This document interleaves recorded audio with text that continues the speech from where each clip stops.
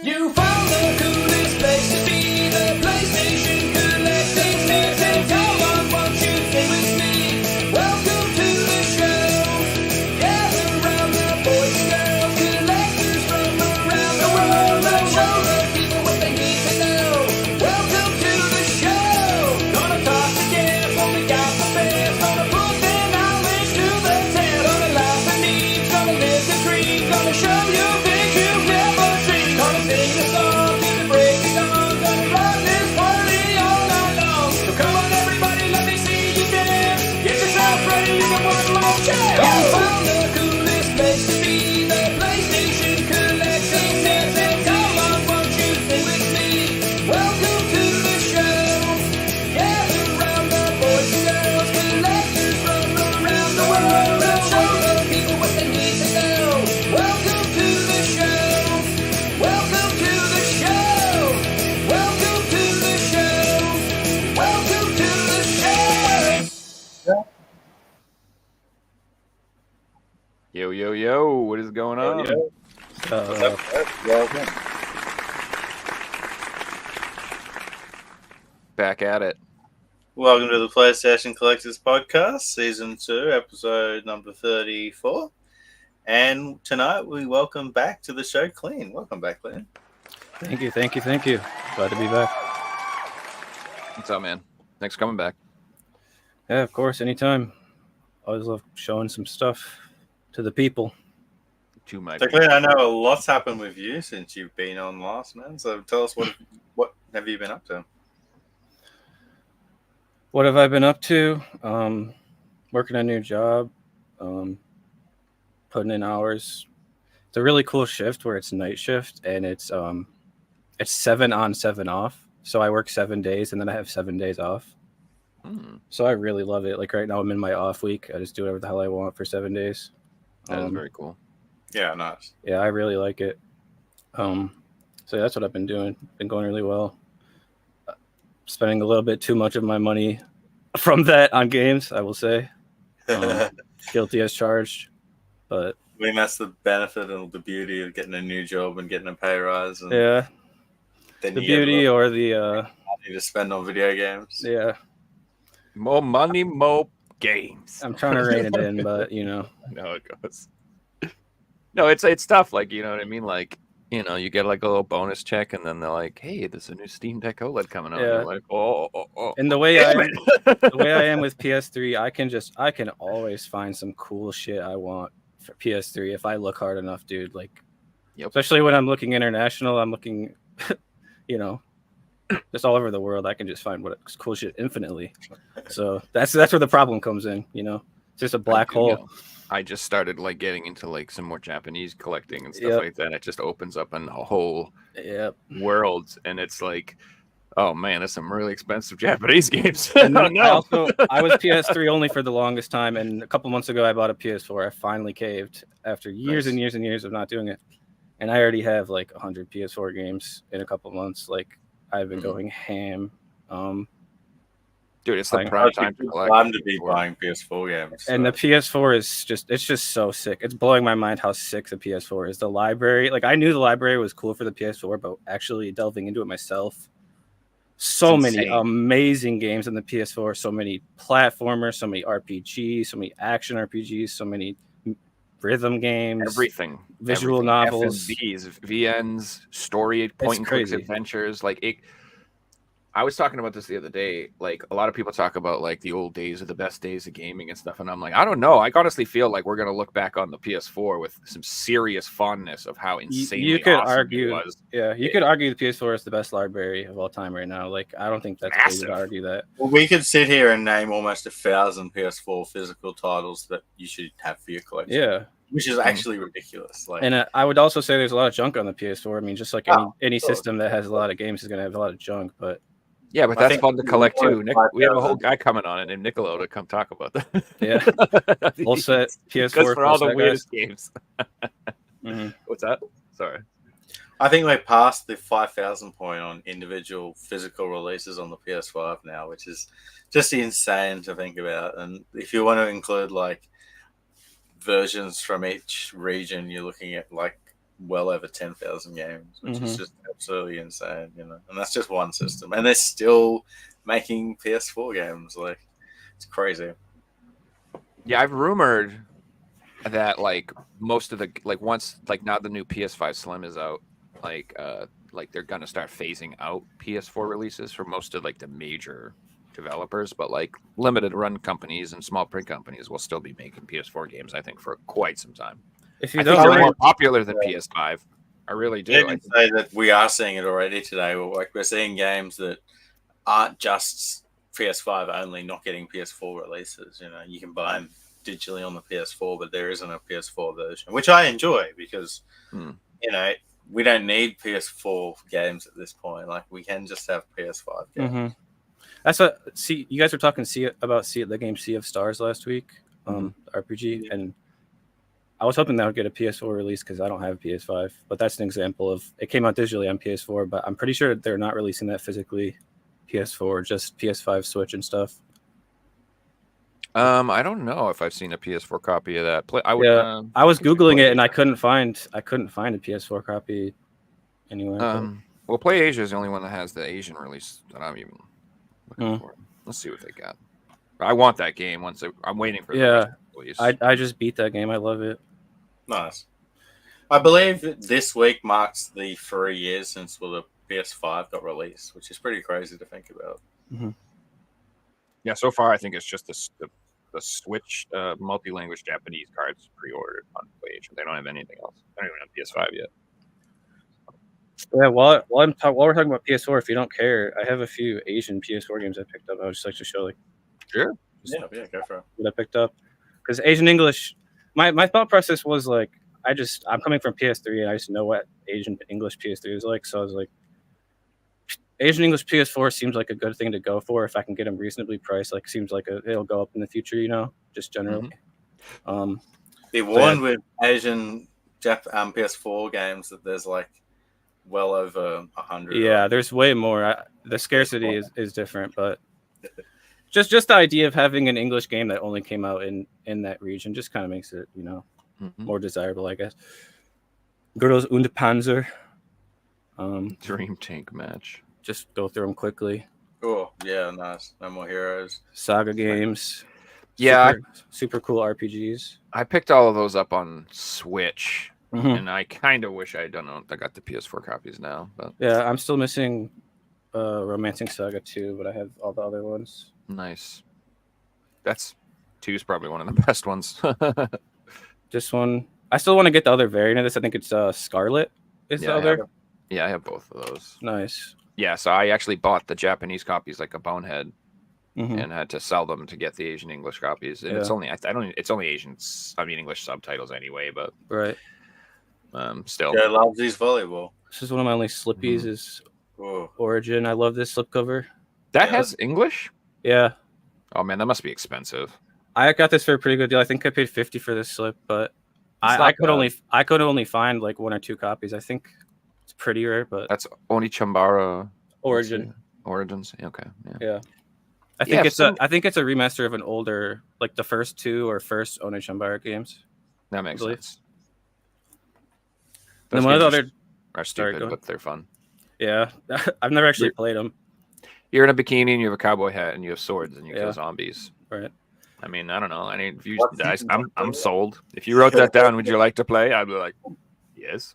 And then one thing I really like about the PS4 is rhythm games. Like PS3 doesn't have a lot of rhythm games, so I got like Parappa. Yep. Gotta have it. Taiko. Yeah, I got those all on the Switch, and now I'm again regretting that. But there's more. So what I do is I usually go if there's like a option to get it on either system. If the Switch has like more games available, I get it on that. So like that Taiko, that has like 3 or 4 physical releases. Honestly, I think that's a good way to go about it. That makes sense to me. Yeah, and then if there's more of the series on the system, just get the whole run on that system. Yes. Yeah. Which drives me nuts. I'm just giving you a perfect example. Do you guys know what the Beholder games are? Have you heard of those? I don't think so.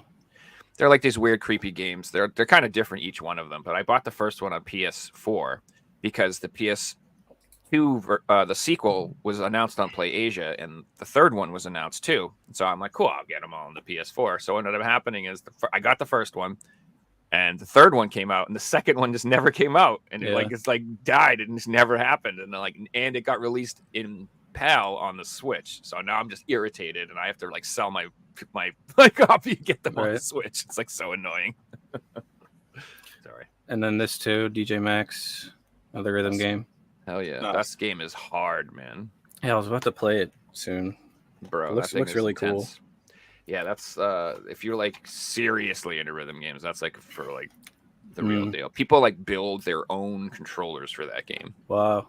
Yeah, you can buy them online. Like they're hundreds of dollars. Remember when I was getting like my Hatsune Miku, I was all in that craze figsy. I started delving deep into that, and like there were people like they had like their homemade DJ Max controllers. Wow. And if I didn't suck at the game, I would think about it. But I'm like, I can't spend $500. I'm terrible. It's like, you know what I mean? Yeah. I can't spend that much money just to like be embarrassed to play it because I suck. I'm like, oh, I can't stream it. You know what I mean? I suck. Anyway. And then this is the last one. I was going to ask you about this show because I don't have PSVR, but it seems pretty rare. I was looking. VR Fun Pack. Yeah, that is very rare. I found it on like Shopee, Malaysia for like $10-$20. Oh, I had my friend order it. It's a good deal. But on eBay, it was like $100-$200. I was like, what's going on with this game? But it's like, it's like a pack of a couple of games that I guess wouldn't have physical releases otherwise, right? So it's kind of weird. What it is that I think either 2 or 3. Can I see what games are on it again? Yeah, sorry. Has it got Pixel Gear? Yeah, so it's got two of the games did get released by limited run. So Pixel Gear, Pixel Junk Warrior, whatever the hell that was. Pixel Gear, yeah. And then the Light Tracer. There's Light Tracer, Pixel Gear, Dying Reborn, and Weeping Doll.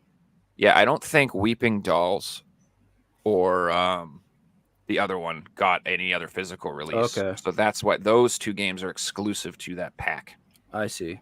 So limited run, you can buy the other 2 if you want the ESRB releases and standalone releases. And then there's another version of that. There's a Korean version that has just 3 of the games. Yeah, 3 games. I saw that. Yeah. So it's got like Light Tracer, Pixel, and Weeping Dolls or the other one. It's only got 3.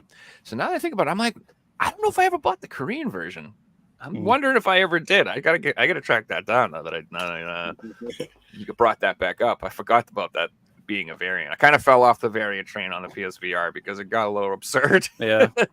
Yeah, dude. They have different. So you know how it says like the tag, the VR tag, and it says like that's like an English version. There's a French version. There's one with Spanish. There's one without Spanish. It's like if you start to get on the variant track with VR, it goes absurd. And then when you get into Europe, forget it. There's the French, the English, the Spanish, the UK, the German version for Pakistan, and it's like holy crap, dude. I mean that you might say it 12 times. Crazy full stop, but I try and draw the line at language variant collecting. Exactly. Focus more on like cover variants. Or exactly. I personally try to draw the line at if it's just a rating emblem that's different, like PAL or NTSC. I don't care. I can't bring myself to care about that. And then also like language, like. Sometimes it's like there's an NTSC thing where they'll be on the cover. It'll say like requires move, and then it'll say like in Spanish, like whatever the Spanish equivalent of that would be. And sometimes that's like I kind of want the one that's in English, but usually I agree with Fixie. I really can't bring myself to care about language as a variant. Like I'm more about like the art's different or something like that. Dude, not me. I have some serious problems. You're like I kind of call it like the Ricky Andre school of thought, where you're chasing like the address on the back is different. Yeah, yes, you can get like, that. That's like the tier. I don't want to get to that tier. I respect it. I definitely respect it, but like that's just.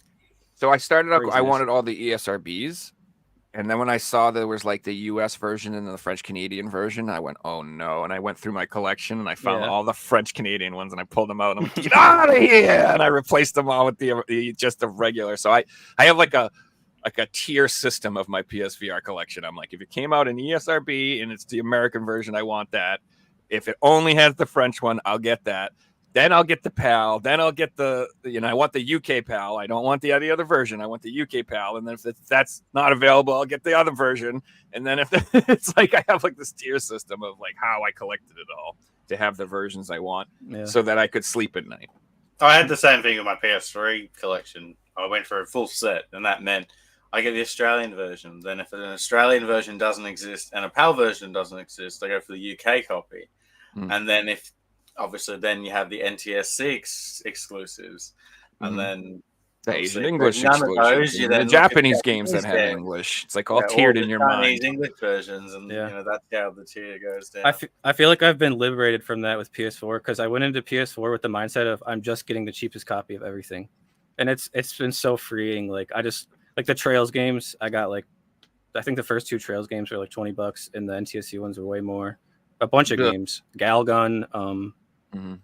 There was just a bunch of games where I saved like half the price just buying the PAL version, and it's like I don't really care. It's the same thing. It plays in English. Best way to go. If you can do that, that's 100% the best way to go, because you can then just every time buy the cheapest version. Yeah.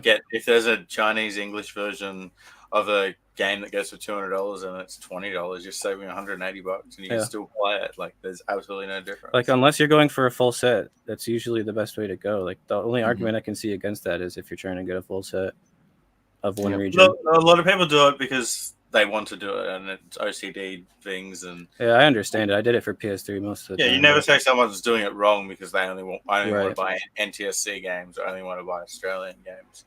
But I can definitely make the argument that it makes more sense money-wise to just do it like just logically, purely. Yeah, I mean, so there's a lot of people that will not buy any greatest hits ever. Like they want Black Label everything, even if the greatest hits version is better.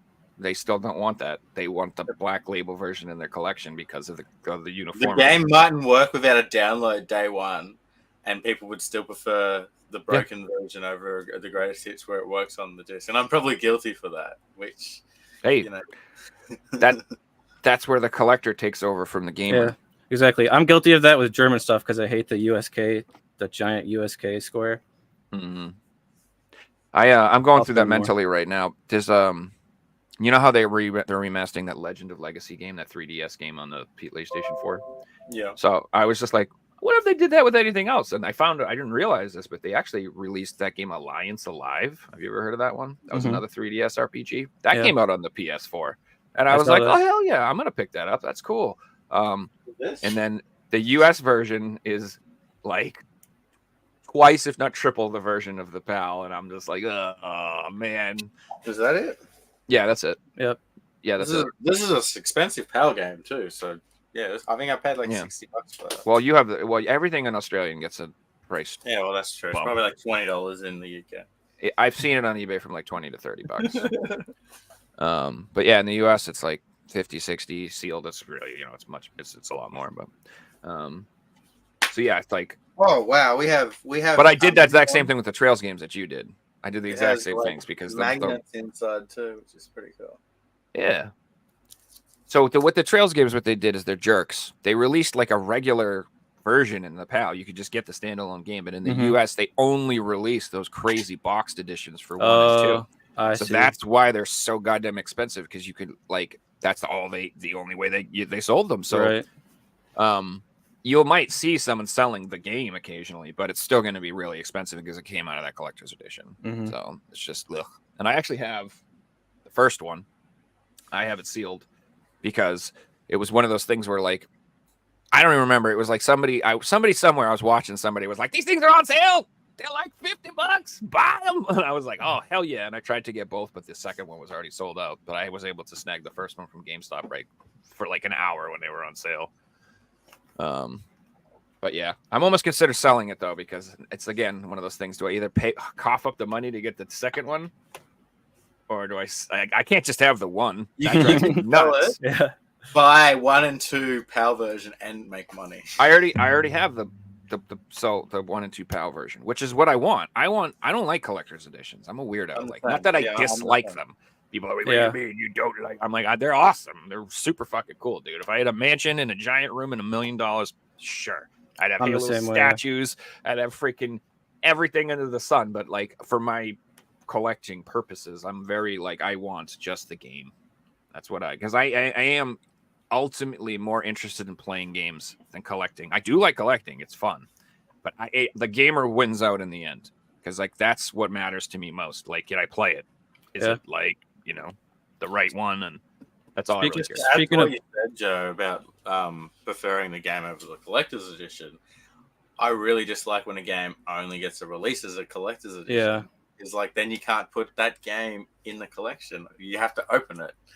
And what do? Do you open it and leave the collector's edition with an empty box in it? That's what I end up doing. Put the game in the shelf. Like, I absolutely hate that. But like, if it's a game I love and it has a standard release and a collector's edition or a limited, I'm very happy and I'll buy them both. Yeah. Suddenly when it's not releasing a standard edition, you have to buy this box. That annoys me because I'm like, oh, well, even if it's a game I really want, where do you put it on the shelf?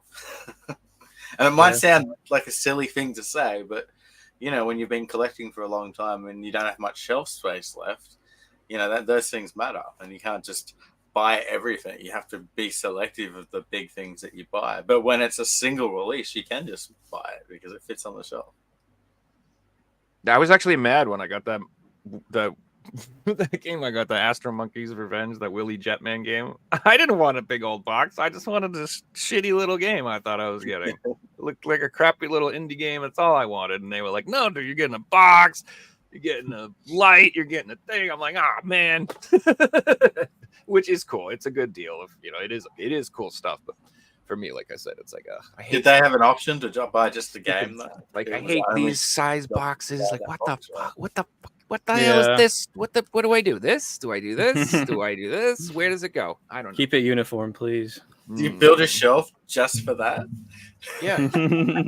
Seriously. I mean, and it's funny is they're all just strewn about my room and randomly on shelves because I don't know what to. I should actually. That's a good idea. I should purposely buy like 3 more and then make a little thing with just all these freaking things in them. Something like that.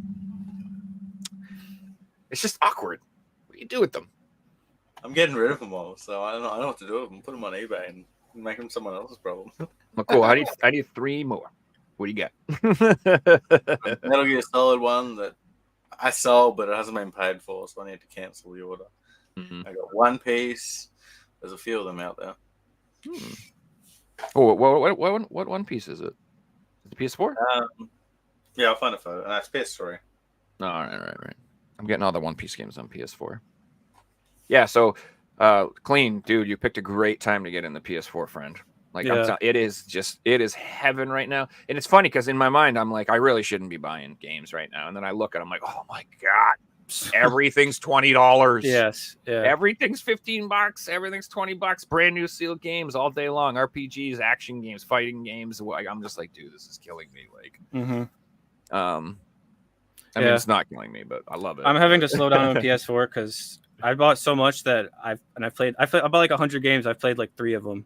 And it's like I need to chill for a sec. Speaking of that, though, I'd like to recommend a few games I've been playing for PS4, specifically this one. You were probably doing that an hour ago, and I stopped you. No, all good. Nayuta. This one just came out like a month ago. Is that Legend of Nayuta? A reversible cover? Yeah, it is reversible. All right, because I'm like, I thought I owned that. All right, yeah, that's the one. This game is amazing. Like, it's a PSP game. That was never ported until now. And yeah, I just want to sing its praises. It's such a good action game. It's kind of like the Ease games, like the action RPG Ease games. And it just has so much content. You beat the game and then each level like changes and then you do that and then there's new game plus and each level changes again. It's like a 60-hour plus type of game, like tons of content. That's right. Just a really fun game. I would recommend and it's like a standalone story, I believe. I think yeah, exactly. Like own thing. It's not. You don't have to play other Trails games. Yeah. So if you're like intimidated by the fact that there's 20 Trails games, and you're like, no, thank you. Yeah, it's independent, definitely. Yeah, you guys, if that's like, anytime someone's like, you should watch anime, I'm like, okay. They're like, watch this one. There's 14,000 episodes. I'm like, get the hell out of here. I'm like, get out of here with that. I can't even. I'm not even. No. One Piece. Just any of them. They're like all absurd. Which is, if you love it, you're like, hell yeah, I want 13,000 episodes. Talking about, dog.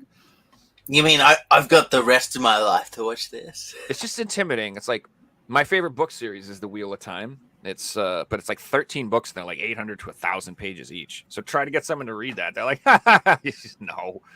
They're just like, dude, no. So that's how I feel about returning to play Starfield. It's like returning to the biggest, like overwhelming. Yeah, overwhelming. It's like, do I put another 100 hours and like still not finish the main mission? Yeah. Put in 5 hours to remember how to play the game, and then the rest. It's same core as Fallout or Skyrim. Yeah, or something. yeah, not just take 5 Starfield, minutes, but yeah, it's just so overwhelming in what you can do on that thing. Yeah, not in a bad way, but yeah. What you got, brother? Other thing I would recommend, I said I like rhythm games. It's not an uncommon game that people would know about, but Final Barline, just such a good game, especially like Final Fantasy. Like, it's just separated by game, so you can like any Final Fantasy game you can think of. There's a section for it and play through those songs. The amount of content in that game is absurd. Yes, yeah, it's awesome. It's like because there's other there was like 3DS games and stuff. DS games too, I think. Yeah, too. And I think all that content's on. It's like there's like every like you said, it's like every Final Fantasy song is on that thing. It's pretty cool. I do love rhythm games, friend. I know you like Beat Saber, right? Oh my god, dude! I got my VR back. I've been going ham. I've never played Beat Saber. I really want to try it. I've just never even tried VR before. It is addicting. I literally really is. So it's this is all I'll say about it. It's like when you first play it, play it on like the lower difficulty. It's just fun. When you put it on the harder difficulty for the first few times, you're like, this isn't not humanly possible. Your brain is like, huh? Like you can't do it. But then like what you got to do is you got to find like 2 songs that aren't that bad, and you just keep playing that one for a while, and you train your brain to just do it. I don't describe, and all of a sudden you just like it's like without thinking. Yeah, it's like that's the same thing with shmups. Like I try to tell people like.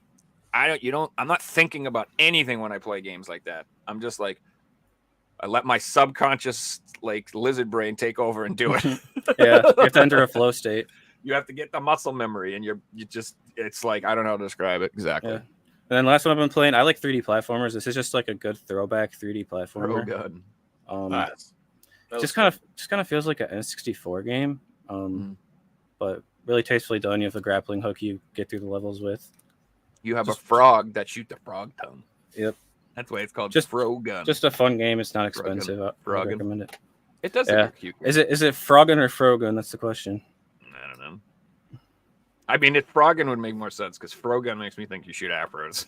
I want to ask about your VR. Yeah, cool game too. Just talk about your experience and everything with it. So this is the 3rd time you've got it back now. 1, 2. So the first one I bought broke after like 6 months. And what happened? I was playing Beat Saber, and all of a sudden, like all the tracking went messed up, and everything got like all deformed and wavy, and was zooming in and zooming out.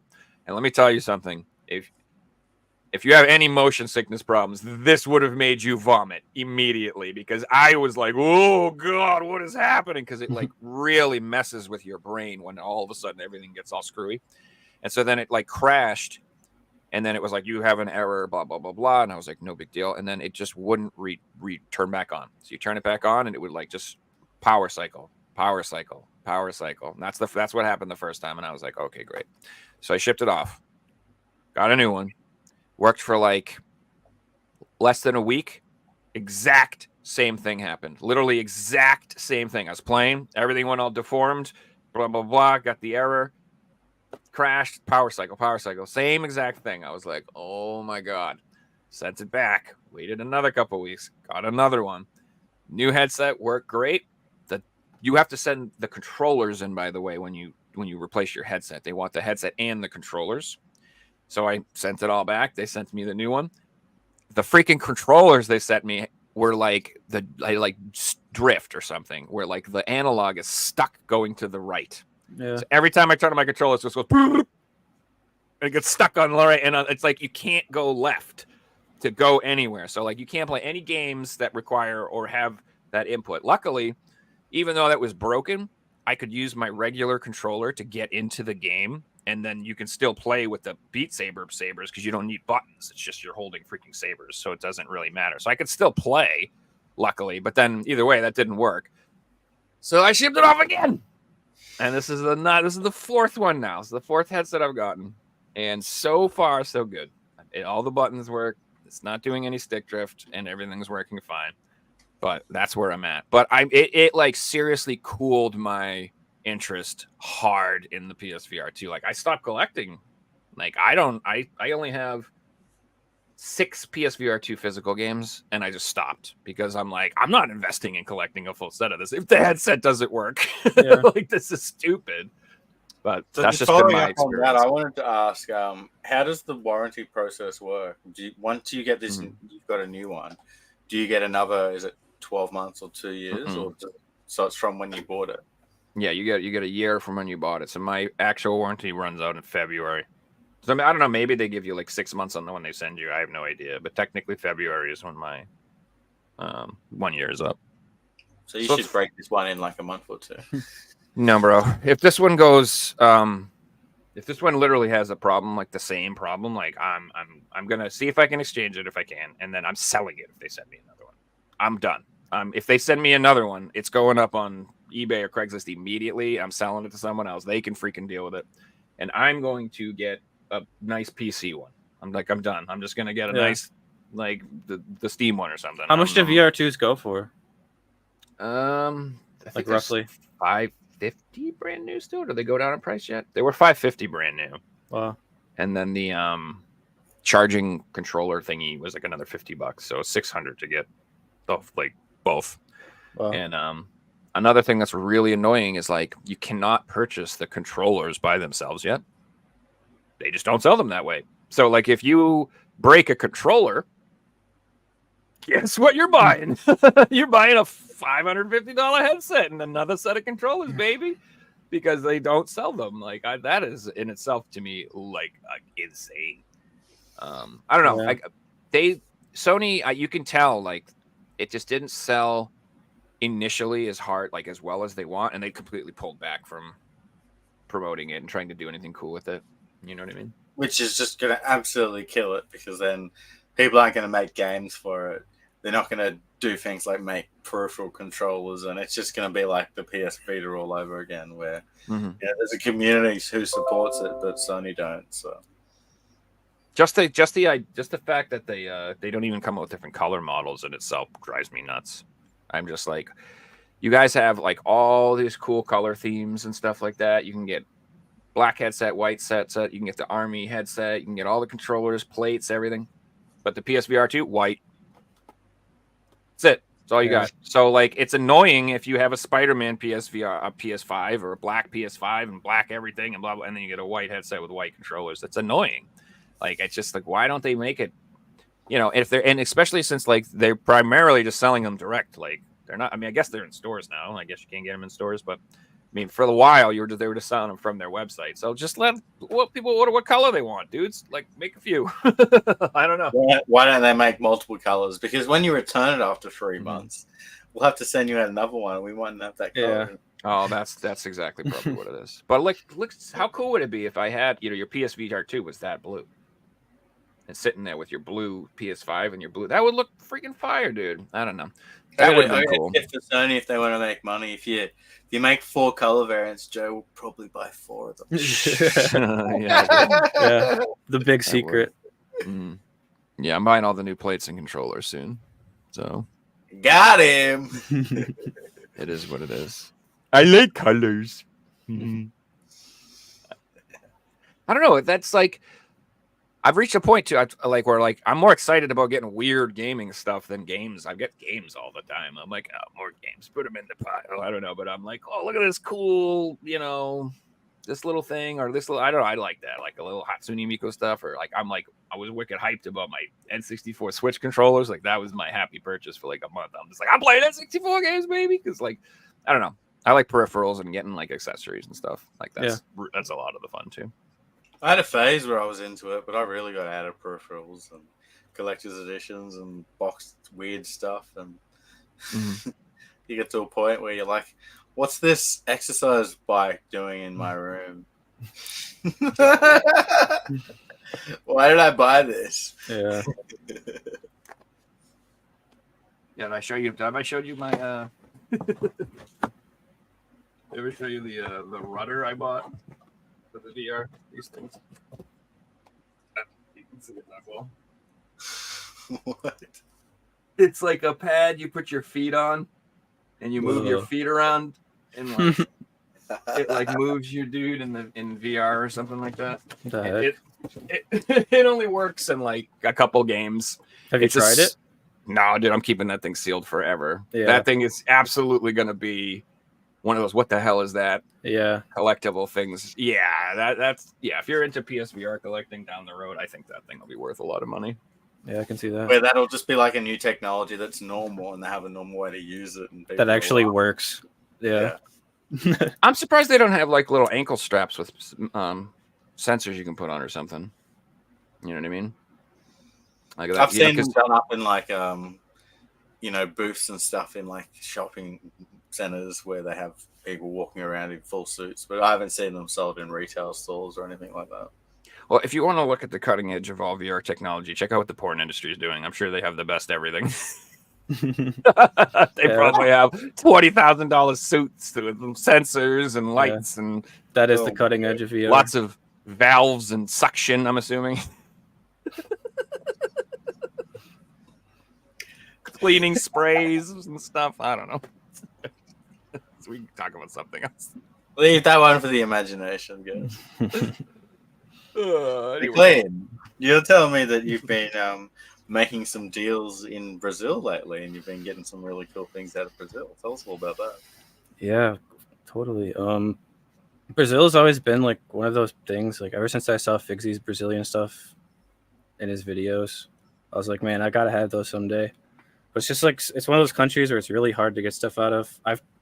I had tried contacting a few Brazilians, different circumstances, like they weren't able to help me.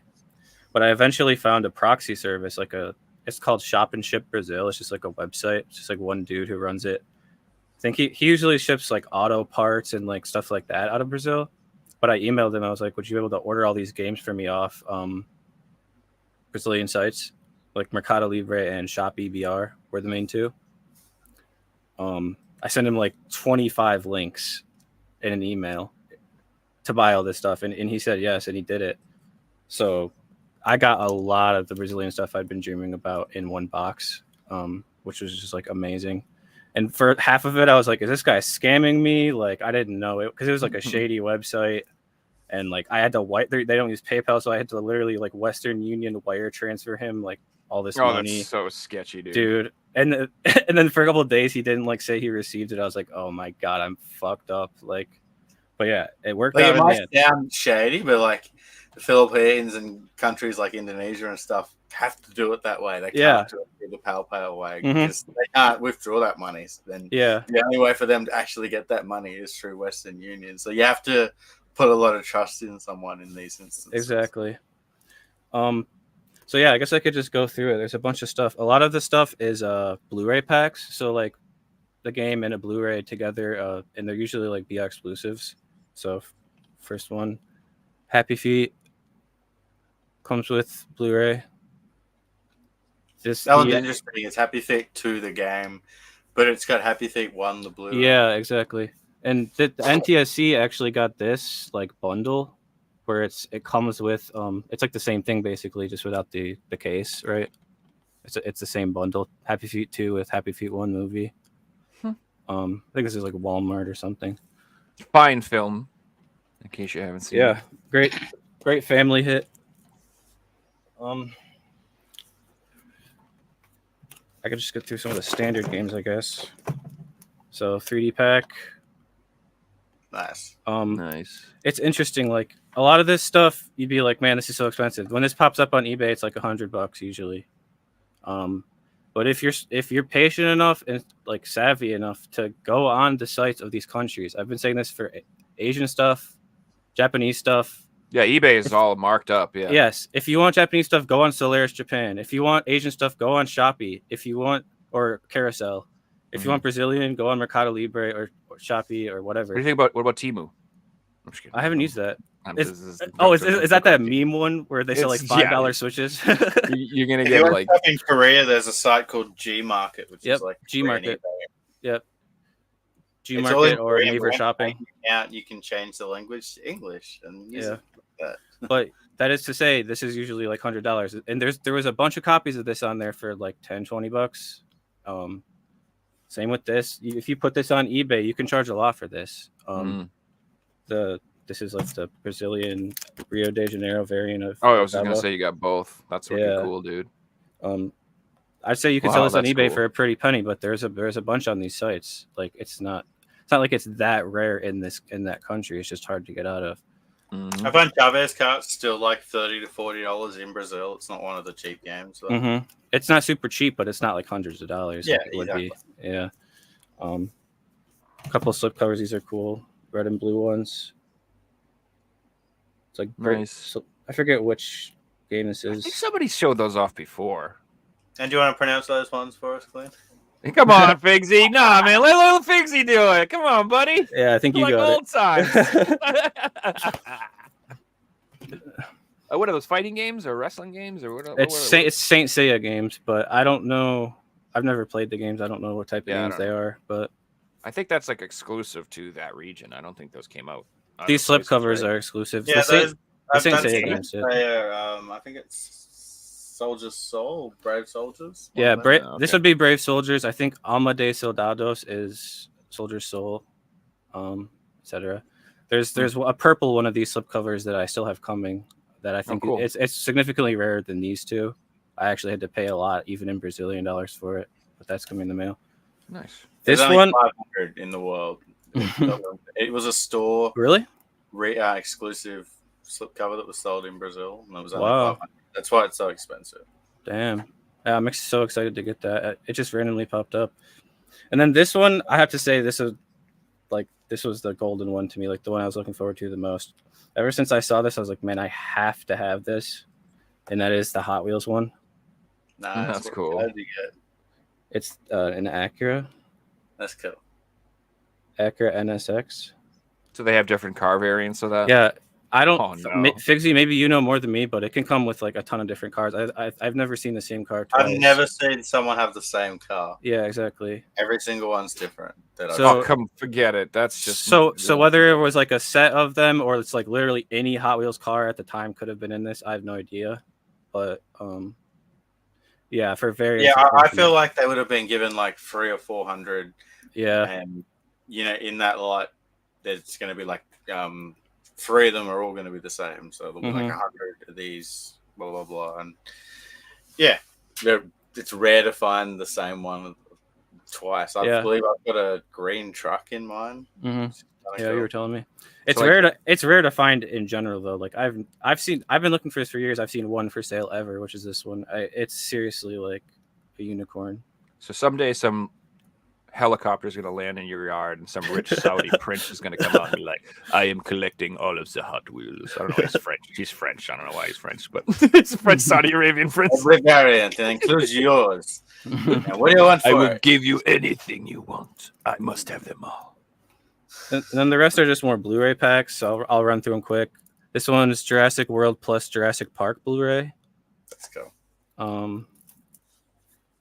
Injustice plus League of, what is this?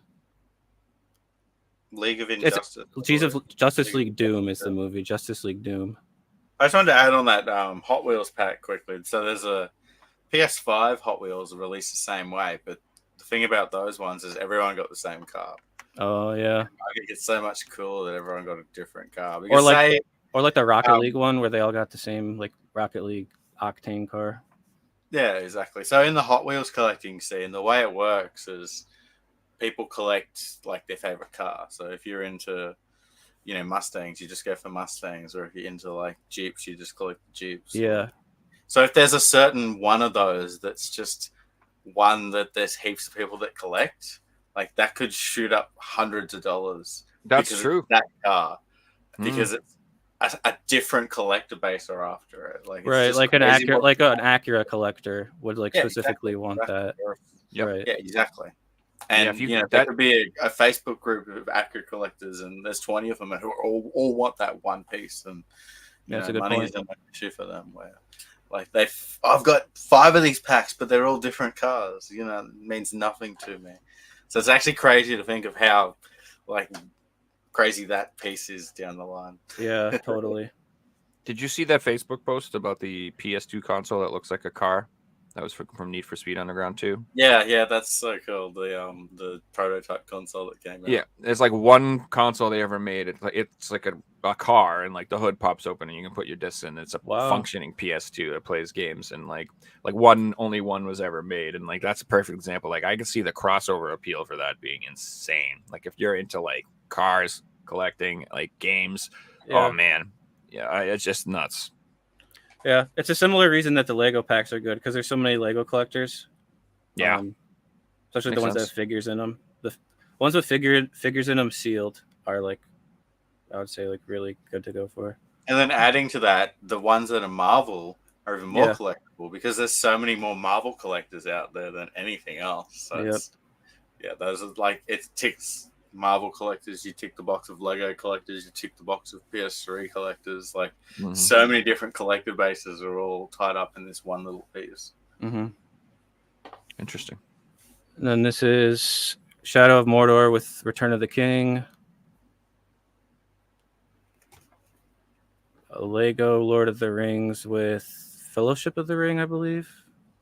It's cool how you get there isn't all 3 of them, but you get 2 of the trilogy of the Lord of the Rings. Yeah, exactly. I was hoping there was something bundled with 2 towers. That would be so cool to have the trilogy. Like the Hobbit, just throw in the 2 towers instead. Maybe they could do that with the new Gollum game that just came out. There is a Hobbit one, I think. Yeah, there is.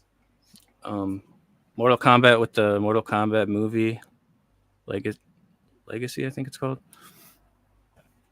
And then that's pretty much it. There's also this. This isn't a movie one, but it's just a random Brazilian Batman thing. But yeah, that's sweet. That's all my Brazilian stuff. Awesome, I was really happy with that box. It was not cheap, I'll say. Like to have him order all that stuff, but it was totally. But in saying that, Kleen, if you were to buy all that stuff on eBay, exactly. Or if I were to try to sell this stuff on eBay, I could list it for way more than I paid, and I feel like a lot of it would sell in time just because there's no other way to get it. Yeah, exactly. It's like you pay a premium, but in the long run, you're saving money because you're buying stuff all from one region, and especially if you do it all in one package too. Right. Like just going for one of these pieces could cost you hundreds of dollars because of how hard it is to get, and having to pay import fees and taxes and all these different things that tie into the price. Yeah. If a game goes through 3 or 4 hands, then each of those people can knock up money to the price, or have to go through a different service, or have to pay shipping alone. All these different things that contributes to making a game expensive, and so it's smart to, like you're doing, go to the source. Yeah, that was my mindset. Is if I'm gonna do it, I just do it all at once. Like just get all of it in one box, and otherwise, if I spread it out, it'll just be exponentially more money. Yeah, it's a smart way to go. 100%. I also one of the things I think is fascinating. You pointed out is how you say, like, if you're going for specific pieces, sometimes if you're going just for one thing, you're going to end up paying a lot more.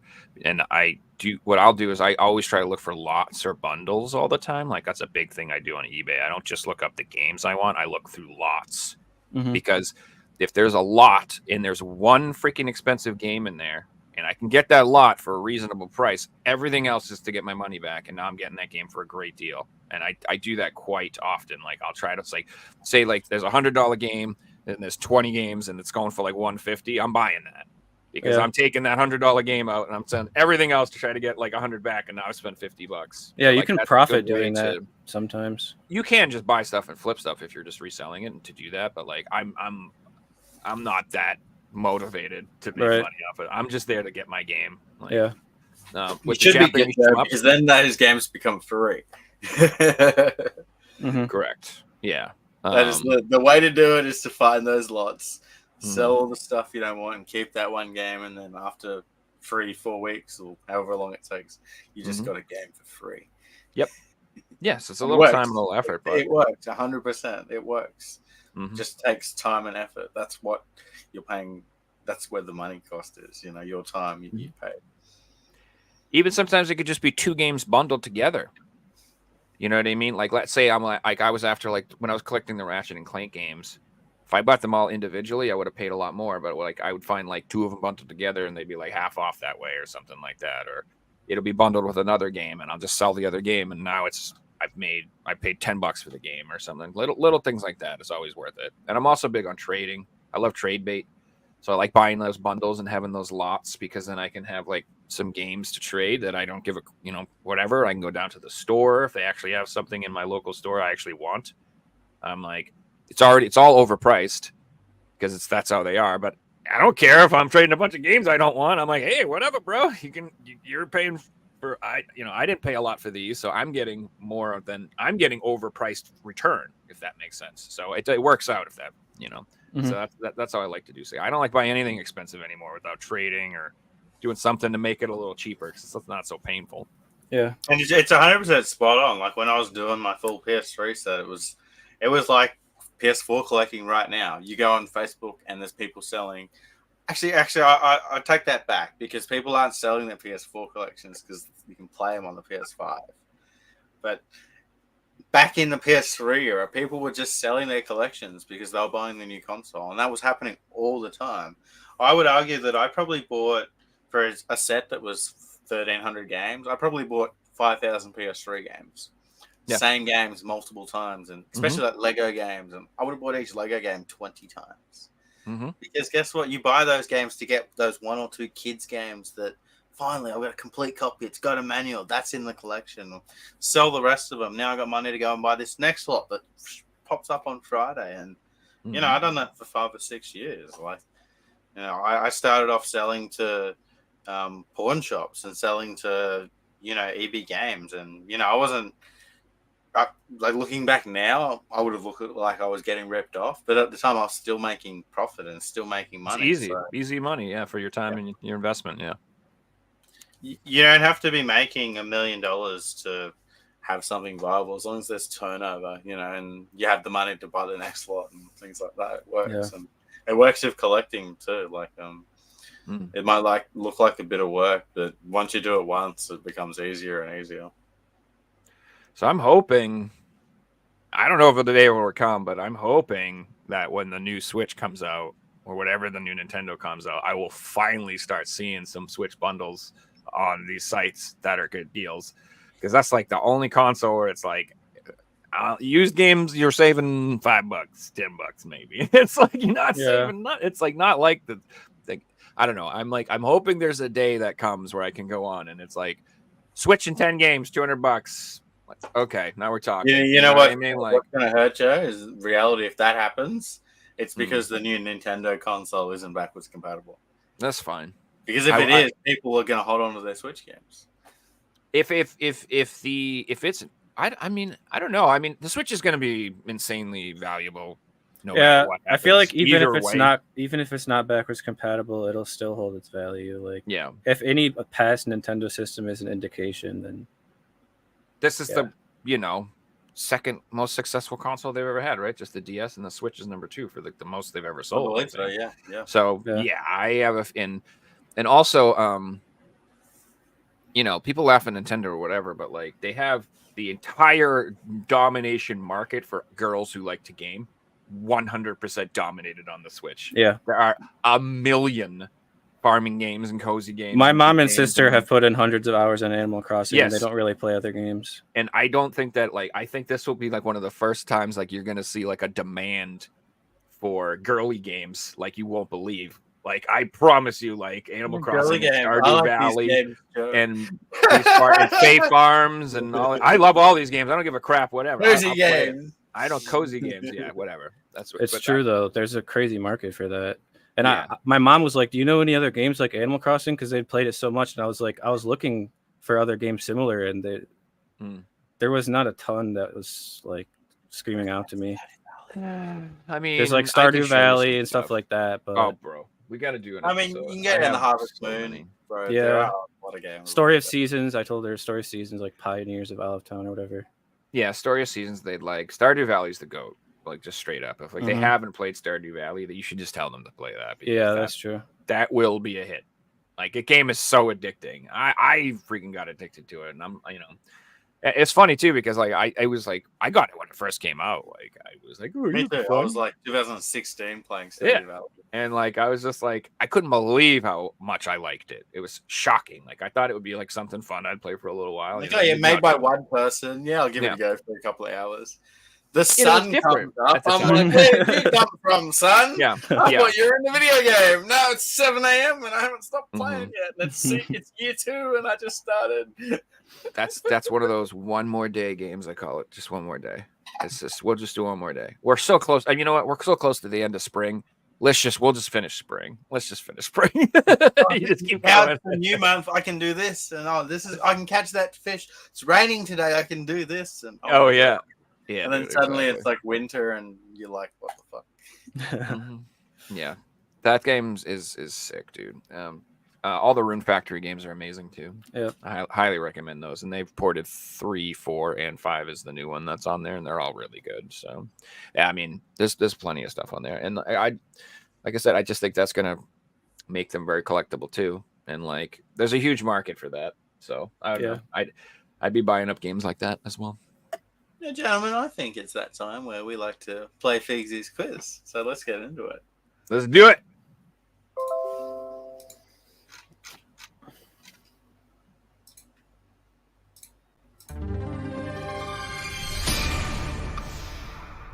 Before we get into it, got some stats for you guys. Okay. Joe has played the quiz 34 times. He has 17 wins, 14 losses, and 3 draws. Going up against Kleen. Kleen has played Figsy quiz once. Kleen is undefeated. Joe has a pretty good win rate. This should be a good quiz. Let's do it. By the way, the other quiz did drop. If you want to talk about it, so that I don't get. Yeah, Who Wants to Be a Game Collector is now live on YouTube. The first episode's out. Link is in the description of the podcast, so check that out straight after the podcast. It's a half-an-hour episode. Nikolai versus Tristan. It's a heap of fun. There will be a new episode dropping on Saturday, and then there will be new episodes every Saturday for the next 2 months. So stay tuned, and yeah, you'll have to watch to find out who wins. Check it out. So if you like this, you probably like that. Because it's the same thing, but not recorded live, so I can take out all the bullshit. Where we're like, oh, fuck, we fucked up. No, there were no mistakes. No, that never happens. Didn't cut anything out. We are professionals. All right. We have a chat quiz as well, as you guys know. And this season, we're breaking it up into a North American and an EU show. Doesn't matter where you're from, you can participate in each region. However, it just will go on the time zone of the show. This is our EU show.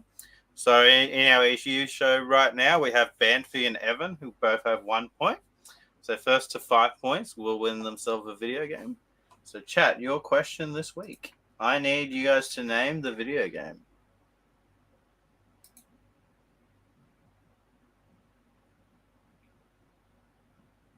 I know it. No, I don't.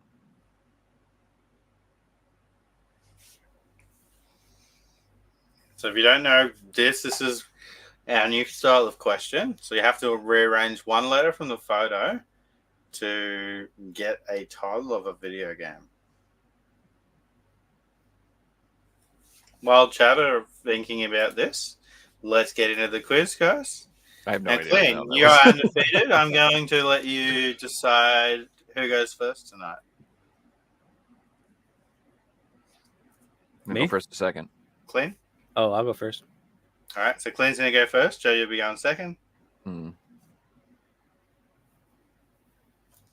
Let's get into it, guys, with question number 1. And Kleen, question 1. How many games from Skylanders, Lego Dimensions, Disney Infinity, etc., that have interactive figures on PS3 that you can use? What's the question? How many games came out? I'm looking for how many games in total have interactive figures on the PS3. So would each Skylanders game be one separate game? Correct. Okay. Damn, that's a really hard question. Because there's a bunch of Skylanders games on PS3. Oh, I'm sorry. We do have our multiple choice as well. I will read out the guess. Okay. I was gonna say that's tough. So we have 8, 9, 10, or 11. Ooh.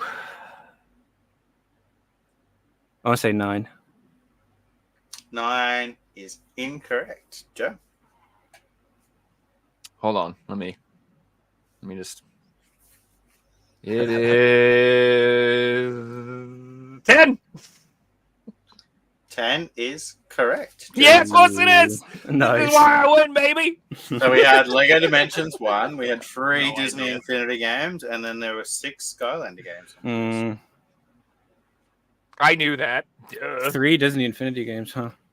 I guess there's like 2.0 and 1.0, 2.0, and 3.0. Okay, yeah. I was wondering if those would moving be on worth to anything down the line. I think they will be. I Question think number someday 2. some dude's in his 40s, he'd be like, I want all my Skylanders back. And then they'll be worth something in 20 years. I do. They're already worth something, some of them. Some of them are, yeah. But I don't know. It's one of those things that I don't have the space to get into that. I'm keeping them in a bucket in my closet or something. Question 2. All right. What is missing in the PS3 fight game title? Is it Knockout, Lights Out, Get Out, or Get Ready?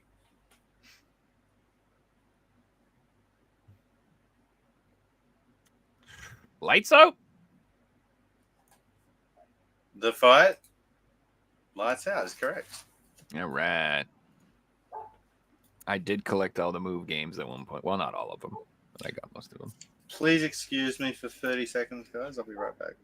Oh, I hear puppy. All right, so now we're on Joe's quiz. What is your quest? Better answer right, boy. This isn't going too hot for me so far. I'm going to be perfectly honest with you. The first question I pulled completely out of my rear end. I have no idea. Literally, just, I guess too. if he hadn't given me the multiple choice, my answer would have been like 6. Yeah, literally no clue. And that other one, like I actually do own that. To be fair, this one I actually remembered because I actually own the damn thing. So that was nice. These questions can be hard, bro. yeah. And it's like you never know too, like what they're gonna be. It could just be like all of a sudden he could be like, in 1987, McDonald's released 3 sandwiches for what cost? I'm like, what the hell, man? Yeah. I wasn't alive or in Japan then. No idea. And I'm so specific on PS3 that like if it's PS1, PS2, Nintendo, I'm pretty bad to be honest. So we all have our things we're into. It's like so it's funny. I always tell like Figsy, I'm like, eventually I'm gonna get exposed as a fraud because like so many massive PlayStation franchises I've never played. Like I've never played Uncharted, and people are like, what? How could you? I'm like, I don't know. I'm not that bad. I just never have. Got other stuff to do. Sorry, I just had to make sure I wasn't getting robbed. Yep. Yeah, no, I feel you there. All right, guys, let's return to the quiz.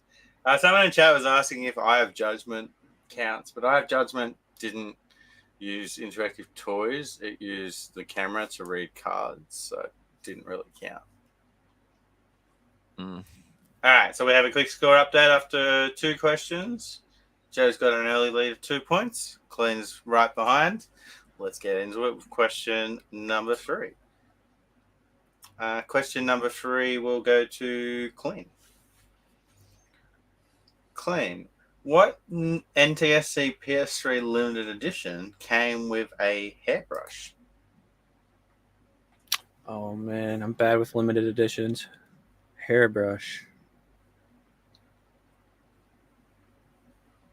Bayonetta? God of War because he's bald. Just kidding. It's not Bayonetta, Joe, for the steal. My answer is God of War, by the way. I was just joking. Just joking. It came with a comb. I was thinking like Bayonetta's hair type thing. I don't know. It would be funny if it was Afro Samurai. Yeah. But I don't think that's what the answer is either. I don't know. Atelier Sophie. It's a girly. It wasn't Talia Sophie, so the answer was. Oh, well, what the hell? Stories. I don't even know what that is. It's a visual novel. Yeah, it's a visual novel. So, interestingly enough, this is one of those limited editions that we brought up earlier that me and Joe don't like because this didn't get a standard release. The only way to get this game was to buy this stupid edition. So, guess who owns this stupid edition? Me. I didn't know that. Yeah. It's interesting. All right. Moving on to question number 4. Joe, this one's for you. Now, these next 2 questions, I'm going to show you guys some cover variants of PS3 games, and you have to tell me what game it is. So, Joe, here's your cover variant. Mm-hmm. I know this one. Oh, that's cool. He's got a badge. He's got lots of cool tattoos. He's got the Yakuza? Not Yakuza. Now, Kleen, I know you'll know what this one is. Yeah, didn't you give me one of these? I'm pretty sure I sold this game to Kleen. Yeah, you did. I did not make these questions. These are all an inside job. It's Sleeping Dogs. That is the Japanese cover of Sleeping Dogs. That's correct. Nice. Inside job. And Joe, you even got the question. It could have worked the other way around. So. I know. I do. It's all good. All right, Kleen. Now here's your Japanese cover. Oh my god, I have that in my basket of things to show. Binary Domain. That is Binary Domain. Nice. Well done. Kleen takes another point. At the end of 5 questions, we've got ourselves a 2-all draw. Let's get into question number 6. Joe? All right. What is the name of this cheating device?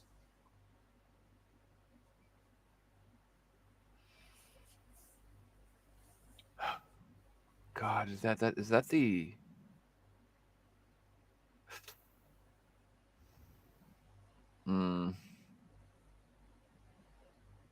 I don't know. Pass. Kleen? Exploder.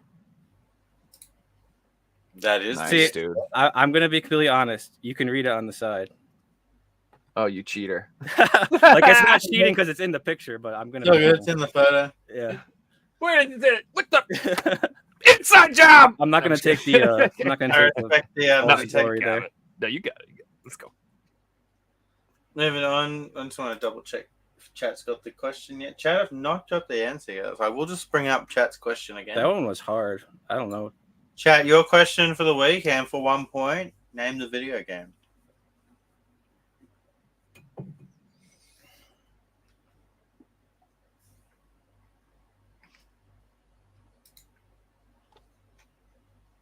While chat are pondering that, let's move on to question 7. Now, Kleen, this one's for you. Now, this is the same style that chat have got. You have to name the video game from the photos.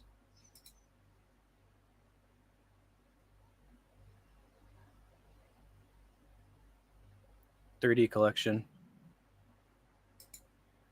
That is the 3D collection. You showed that up earlier. It's an inside job. Everything that's been shown, I have like right next to me. Variant, though. It doesn't count. Next question: who is the guest on today's episode? That's me. What the heck? Just a picture of my collection. And to be fair, we have That's to yours. Joe, you were the answer once and you didn't get it right, remember? Yeah. All right, Joe, here's yours. All right, what do we got? M equals V. M equals V. What am I looking at? A playhouse, a bed, a castle. What is that? Like dollhouse? What would you call it? Is it a bed? What the hell is it got like a gate? I don't even know. Whatever that is, kind of dope. Whatever that is, we almost get to play with that as a kid. It's pretty badass. Yeah, I have no idea. Oh my God. Medieval castle. M equals V. What is M? Fucking M. What's this M? Bedroom. Is this this is the name of a game? Yeah. Oh my god, dude. Castle Crash? No, there's no M. Vettel Gears? No, that doesn't make sense. Bro. I think you got me on this. I literally have no idea what this is. Dominion? No. M equals V. I pass. No idea. What do you got, Kleen? Guys, pass, Kleen. Did you say what system the game is for? No. Damn. Yeah, I probably have to pass. So the game's on like multiple different systems. Okay. Yeah, I don't know what I'm looking at to describe it in the first place. This is tough. I was thinking like Kingdoms of Amalur. I was thinking. Yeah, I don't know. Just pass. This was tough because the M wasn't what you were thinking. I'm not going to give any points out. So it was Castle, and then the M was Mania, Castle Mania, and then equals V is Castle Mania. Oh, I see. Okay. Yeah, it's a hard one. Yeah, that's tough. You needed two pictures on that one. Yeah. You need two pictures. You should have had a castle and then like another one from Mania or something. Yeah, I don't make the questions. Don't shoot the messenger. Nope, you're dead. That's it. I'm coming All right, flying guys, down at to the end of the Australia. regular rounds, Kleen's got himself to a lead of 4 after coming back from 0 points to overtake Joe on 2 points. Now we move into our final round, round 9, where there will be 13 points up for grabs. Sorry, we need a noise. Sorry, good. There we go. All right, now we're ready. So the first 2 rounds don't matter. It's all about this last round. Yeah, so they reset the points. Nothing matters. This next point's worth $1 million. Yeah, exactly. All right, right, so what do we got today? Way round 9 will work. Is I'm going to show you guys one image, and it's going to contain legs, boots, or sneakers of video game characters, and you have to guess the video game characters. Now, we'll take the character or the video game series that they're in. Okay. So, as you are behind, you will go first, and you guys will be taking turns, and you will each have 3 strikes. Oh man, I love feet. How did you know? Just kidding. Got him. You Here know are because your- with the message. Here are your feet for the week. These are some sexy looking feet. Can you guys mind giving me like just a minute alone with this image? I'll be right back. No. 3 is Gex. 3 is Gex. Joe's got That's a some point. sexy Gex feet. Let's See? go. 8 is Link. 8 is Link. Kleen's got a point. Joe? Number 1 is a Chocobo. Final Fantasy. Number 1 is a Chocobo, Final Fantasy. Joe's got a point. 11 is Bayonetta. Number 11 is Bayonetta. Kleen's got a point. Joe? Is 10 Samus? I'm not 10. I'm sorry. 12. There's 12 Samus. 12 is Samus. Joe's got a point. Thank you. Kleen?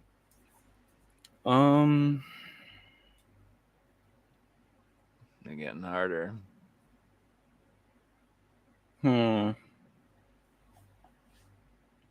Is 4 Lara Croft? 4 is Lara Croft. Kleen Nice takes the job. point. Nice job. Joe? Ooh. These are getting tough. Yeah. Like 13 is quite generic. It could be a lot of things to me. 14 same. Like I feel like that could be a lot of things to me.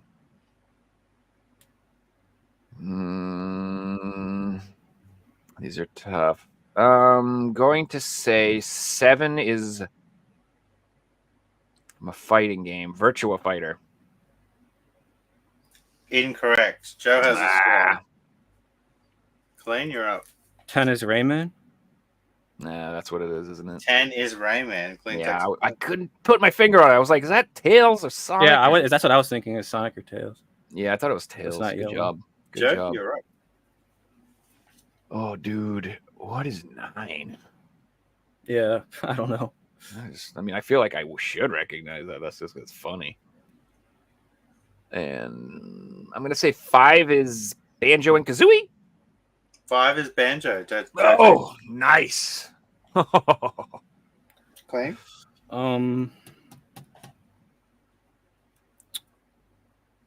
2 is Shenmue. 2 is Ru Hazumi from Shenmue. Nice job, bro. Let's go. That's impressive, bro. That's really good. Yeah, you're up. So we're after number 6, number 9, 13, and 14. I think 6 is Tekken. 6 is Nina Williams. From It is Tekken. Nina, yes! I knew that was Nina's sexy boots! Nice. Yes! Dude. Kleen, you're up. I'm so excited. So it's 5, 13, 14? We got 5. 9, 13, and 14. Okay. I don't know these ones. Neither do I, bro. 14, I'm just going to say Punch Out. I don't know. 14 is not Punch Out. Kleen gets a strike. Joe? I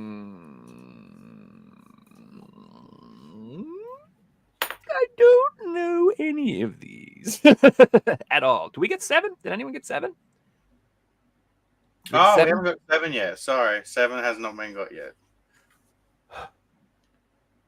7 is... I said Virtua Fighter. It's not Tekken. It's Street Fighter. 7 is Ryu from Street Fighter. Yes! I knew it was a fighting game. I've got those stinky feet in my face too many times to tell you. All right, Kleen. 9, 13, and 14 are the only ones now. Man, I'm staring at 13. I know it. I can't think generic. of it though. I'm Big old red boots. I think I know what it is. I'm gonna guess.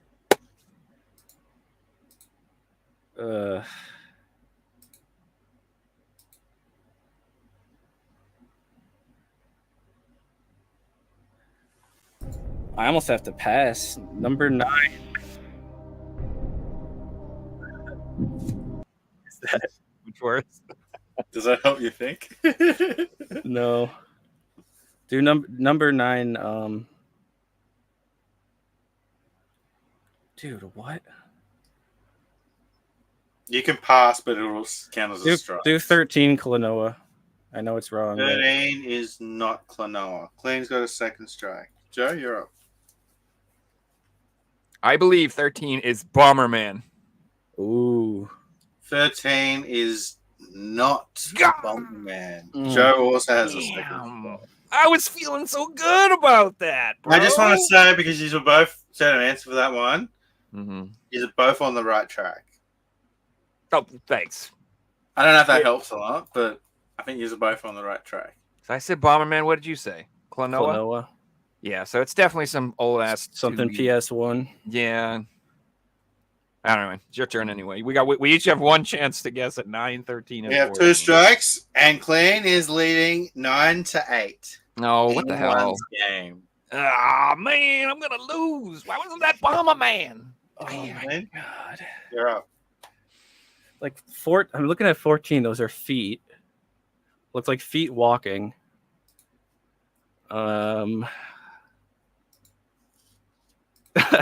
Just pass. I have no idea. All right, Kleen is giving himself a third strike. Kleen is out. Joe, to tie the game, I need a point. 9, 13, or 14. 9's probably some stupid ass weird PAL game that I've never heard of called like Blinking Buttheads or something. I don't even know. 14, dude. Oh my god. 14 looks like so familiar to me. But I don't know what it is. It almost looks like Master Blaster. That's kind of what I'm leaning towards. Is Blaster Master. Thinking that's what it is. I'm gonna say Blaster Master. Final answer. You want to lock it in? Yeah. You want me to lock it in? I'm going to be like the Who Wants to Be a Millionaire guy. Yes. Can I We're phone going a to friend? go to an ad break first. Can I phone a friend? Can I do the 50-50? No, I'm gonna say Blaster. Master Blaster is incorrect. Kleen is the champion. Well done, Kleen. Oh my god, that was down to the wire. It's an inside fine job. Congratulations. Kleen is undefeated on the PG's quiz. All right, bring it back up and tell me the answers. Come on, man. We'll have to get AJ on here to take Kleen on at some point, I would say. Well, Pavel knows I'm PS3 collector, I swear. He customized it. Well, no, we do try to honestly kind of. Yeah. Knowing that you only really collect PS3, it was a PS3. Okay, cool. Appreciate it. We tried. That is not fair to be like, yo, let's talk about Neo Geo games. You're like, what the hell? Like, I don't know. Yeah. All right, so number 9 was Boogerman. What the hell? Number 13 was. Oh my god! Straight up. Pac-Man don't have no feet. That's bullshit. No, and I'll show the screenshot. Tell me if you know number 14. No, it's Kid Icarus. Kid Icarus, yeah. Kid Icarus, yeah. Yeah, it was feet. I knew that he was that those were like supposed to be either like heels or sandals or something. That's what I was screwing with me. But I'm like, it also could be a robotic foot. So I don't freak. I was thinking Metroid, but you had already guessed that. That was what I thought it was. Kleen has won the quiz, but no one's taken our chat question. So I will now leave this open until our next podcast. Anyone to correctly name the video game, put it in the comments of this video, or jump in Discord and put it in the chat of Discord. First person to correctly give me the title of this game gets the point. It just can't be Joe or Kleen because you guys are in the show. Gotcha. Oh, good news. I have no freaking clue. Yeah, same. Lisa, let's get into our the title of our podcast today. So the title of our podcast is PlayStation 3 cover variants. So with Kleen coming on, Kleen wanted to show off some different cover variants from different regions. So a lot of PS3 games got their own PAL, their own NTSC, and then their own Japanese cover variant. And we also had lots of different regional exclusive covers and different things like that as well. So we're going to show you guys some cover variants for the PS3 today. Yep.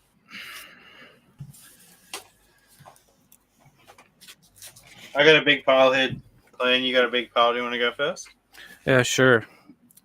So a lot of what mine are is like an NTSC cover and a Japanese cover of the same game. Just comparing the two. I think it's interesting the contrast and some of like the tendencies of what they like the differences are. If you pull one out and the PAL version's got a cover variant as well, we'll grab it. Yeah, sure. Also, cool thing is when it changes the name of the game, like it's double clutch instead of conflict. There's a bunch of those for Japanese variants where they change the name. You gotta laugh. I only bought double clutch because I didn't realize it was the same game and I thought it was its own thing. Yeah. You wouldn't think it's the same game. I had to research because I thought it was like Army of Two based on the cover. But yeah. This one's funny. They're both NTSC, but I just thought this was funny. If you just look at this one, you'll see like the male character down here. But and this one it's the same thing, right? But you actually see like where he is in between her tits. I believe the close-up one is Canadian. I might be wrong in that, but I believe that was a Canadian exclusive. That makes sense, yeah. Just a cool little variant. Yeah, so this is kind of the first example of one of the tendencies that I noticed for the Japanese ones is they're not afraid to make it a lot more busy, the cover. A lot more colors, a lot more characters. So this is like a slight example of that, but you can see like the NTSC one, there's like 8 characters, 7, and then the Japanese one, there's like 20 or 50, I don't know, dozen. There's more characters on the Japanese. That's a trend I've noticed a lot. Is they're almost like they think for the Western markets, there can be too much information on the cover, so they try to dumb it down a bit. Is what I've noticed. Let's say they're also more like risque covers of the Japanese. Yeah. Version.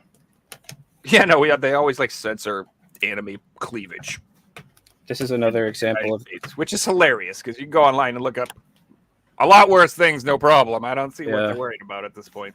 This is another example of that same thing for Realm Reborn, where like the NTSC one's just a simple one character, and then you look at the Japanese one, it's like 30 characters, super colorful. Yeah, so much better. It's like it's so much nicer to look at. What would you rather have on a wall as a poster? Yeah, exactly. Hands down all day, you'd rather have that one on the right. The one that you're going to be looking at for 12 months and still seeing new things because it's one image. Exactly. And I just like that old school like art design they used to use on like film posters and stuff like that, where they have like all the characters, those models. Like that's very Star Wars. Yeah. I love the vibe. And it's funny. I've never really noticed that before, but you're like 100% right that the Japanese covers are busier. Yeah. I got like River City Girls 1 and 2, and like it's like so much going on in the cover compared. Yeah, they really like showing all the characters too. Like this one. I mean, the Marvel cover has a lot of characters for the NTSC, but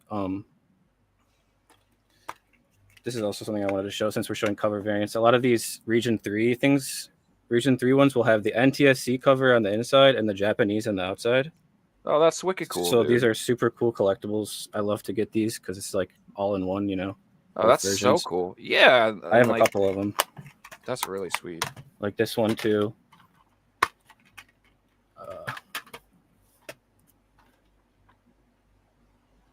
And then the inside is just like NTSC.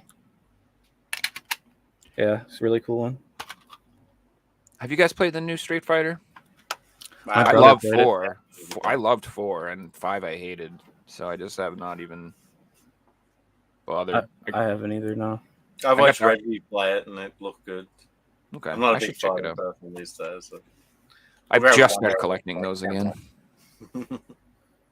Another example of the colors difference. Sorry, I want to take turns, but Final Fantasy 13 is another good example where like you just have like this white normal cover.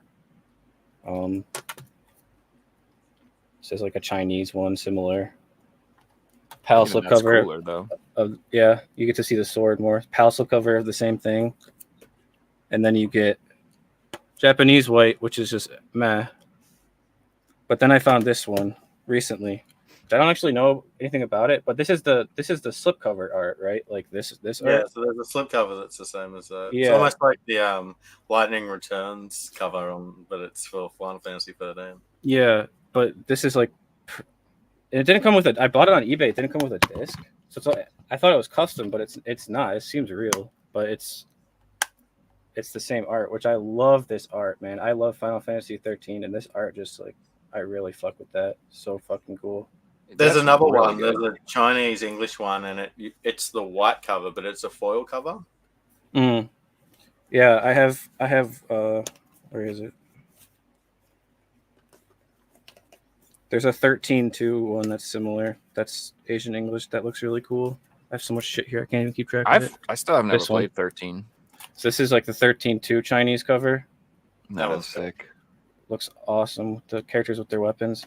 Just like these are all just examples of where like the Eastern covers are just so much cooler to me. Like this is like, yeah, it's whatever. It shows characters, but like compared to that, like yeah, it's like it's so much cooler. Joe, I gave 13 like 7 or 8 hours, and it just didn't hook me in. Yeah, most people I've heard from people that the first half of the game is really linear, and then once you get halfway through, the game opens up, and I didn't get to that point, but that was my experience. Yeah, that's what 90% of people's experience is. I don't know what it is why I like the game so much. I think it's also nostalgia. I played it when I was like 13, when I just got a 360, and I was like blown away by the cutscenes and the 3D. So I was poisoned by my previous experiences with the turn-based combat and what Final Fantasy was to me. And I couldn't appreciate games like that at the time. Yeah. Like, it's the same thing that happened to me. It's so funny. Like I talked about this with Reggie. Like I loved Resident Evil 1, 2, and 3. And when it became an action combat game in 4, I hated 4. Yeah. I hated Resident Evil 4 when it came out. I was one of those people who was like, screw this. You guys ruined my cool, scary game. And you made it a stupid action game. You guys are jerks. I'm so mad. I'm going to sue. No, but I just played Resident Evil 4 remake the other day, and I'm like, this is awesome. I'm having so much fun. Like, I loved it. So it's like, I feel like you can't. Sometimes when they make big changes like that, if you're like me, that can turn you off, and you can't appreciate it for what it is. But now that I've like been playing the Resident Evil remake, and I really like this new action combat, and I'm having a good time with it, I'm like, maybe I should go back and try out, 11 again when 13. 15 I tried. I was is that right? But again, even that I should try that again. So anyway, sorry. No, you're good. You want to show a few, Figsy? Because I mean, I could go like nonstop. Yeah, I'll show a few for a bit. I got heaps too. I didn't pull out the standard. I'll do it. I didn't pull out the standard ones apart from a couple of sport games, but yeah, you probably know what most of the standard covers look like. So here's the cover variant for Dead Island. I think this is a really cool cover. It's just Dead Island in red and then the black, and that's the only two colors that they use on the front. That's badass. Yeah, that's nice. This got a PAL and a North American release. You can find this cover for both variants or for both regions. Next, we have a cover variant for Prince of Persia. I believe this was a store exclusive. I'm not entirely sure where. I think that's an HMV one. I'm pretty sure. Yeah, so pretty sure. Yeah, this was a HMV store exclusive over in the UK. Really cool cover art. It uses like cell shading cover art, which is pretty cool. Yeah, I love that one. I'm super hyped for the new Prince of Persia. Have you seen the 2D action game they're coming out with? Yeah, it looks good. Sick, dude. Now I'm going to show off a sport variant. So here's the normal cover of NCAA Football 13. But then the cover variant is a foil cover. So both of the players are in like foil. Yes, I can see the little shine going on there. Yeah, it looks pretty cool.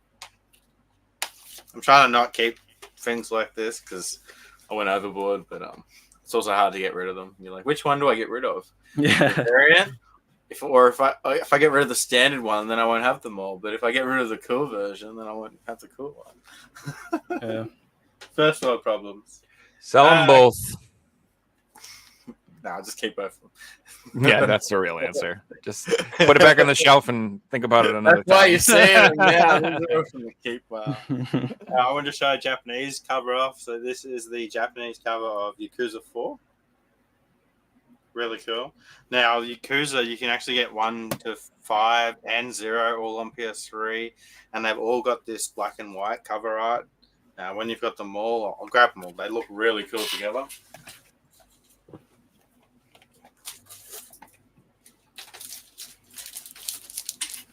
So it's all the Yakuza games in like black and white. They look really cool. Yeah, it's nice. Little controversy I heard with the new one. The old voice Oh, is acting. there? Yeah, supposedly that guy Young did the voice acting for the new game, and a lot of people are giving him flack for it. It is. You know, what it is. it's Twitter controversy. So what is it? I don't know. Next, we have Starhawk. Now, this is the limited edition. This is the North American Canadian version, and the cover art's a little bit different. I'm looking for the slipcover of that, the Australian slipcover. Yeah, so there's also an Australian limited edition where it comes in a slipcover. Yeah. And Does that again, that game- one cover variant again. Does that game have single player content, or is that like one of them? Because isn't like Warhawk and connected to that, and that was like an online only game, I think, right? Either But- online only or mostly online. I don't know if it had any single player or not. Yeah, I think Starhawk has- lobbies and co-op and no. Full single player campaign. It does have it. Yeah. So that was the difference, I think. I think Warhawk had no campaign. I think That one Mag did. too. Mag had only Mag's multiplayer. only online. Unfortunately, you can't play it anymore.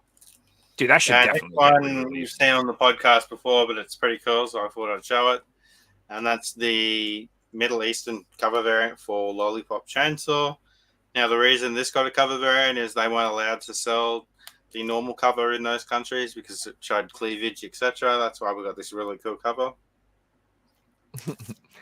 Chainsaws and threatening you. That's fine. We can't have hot boobies and skirts. No.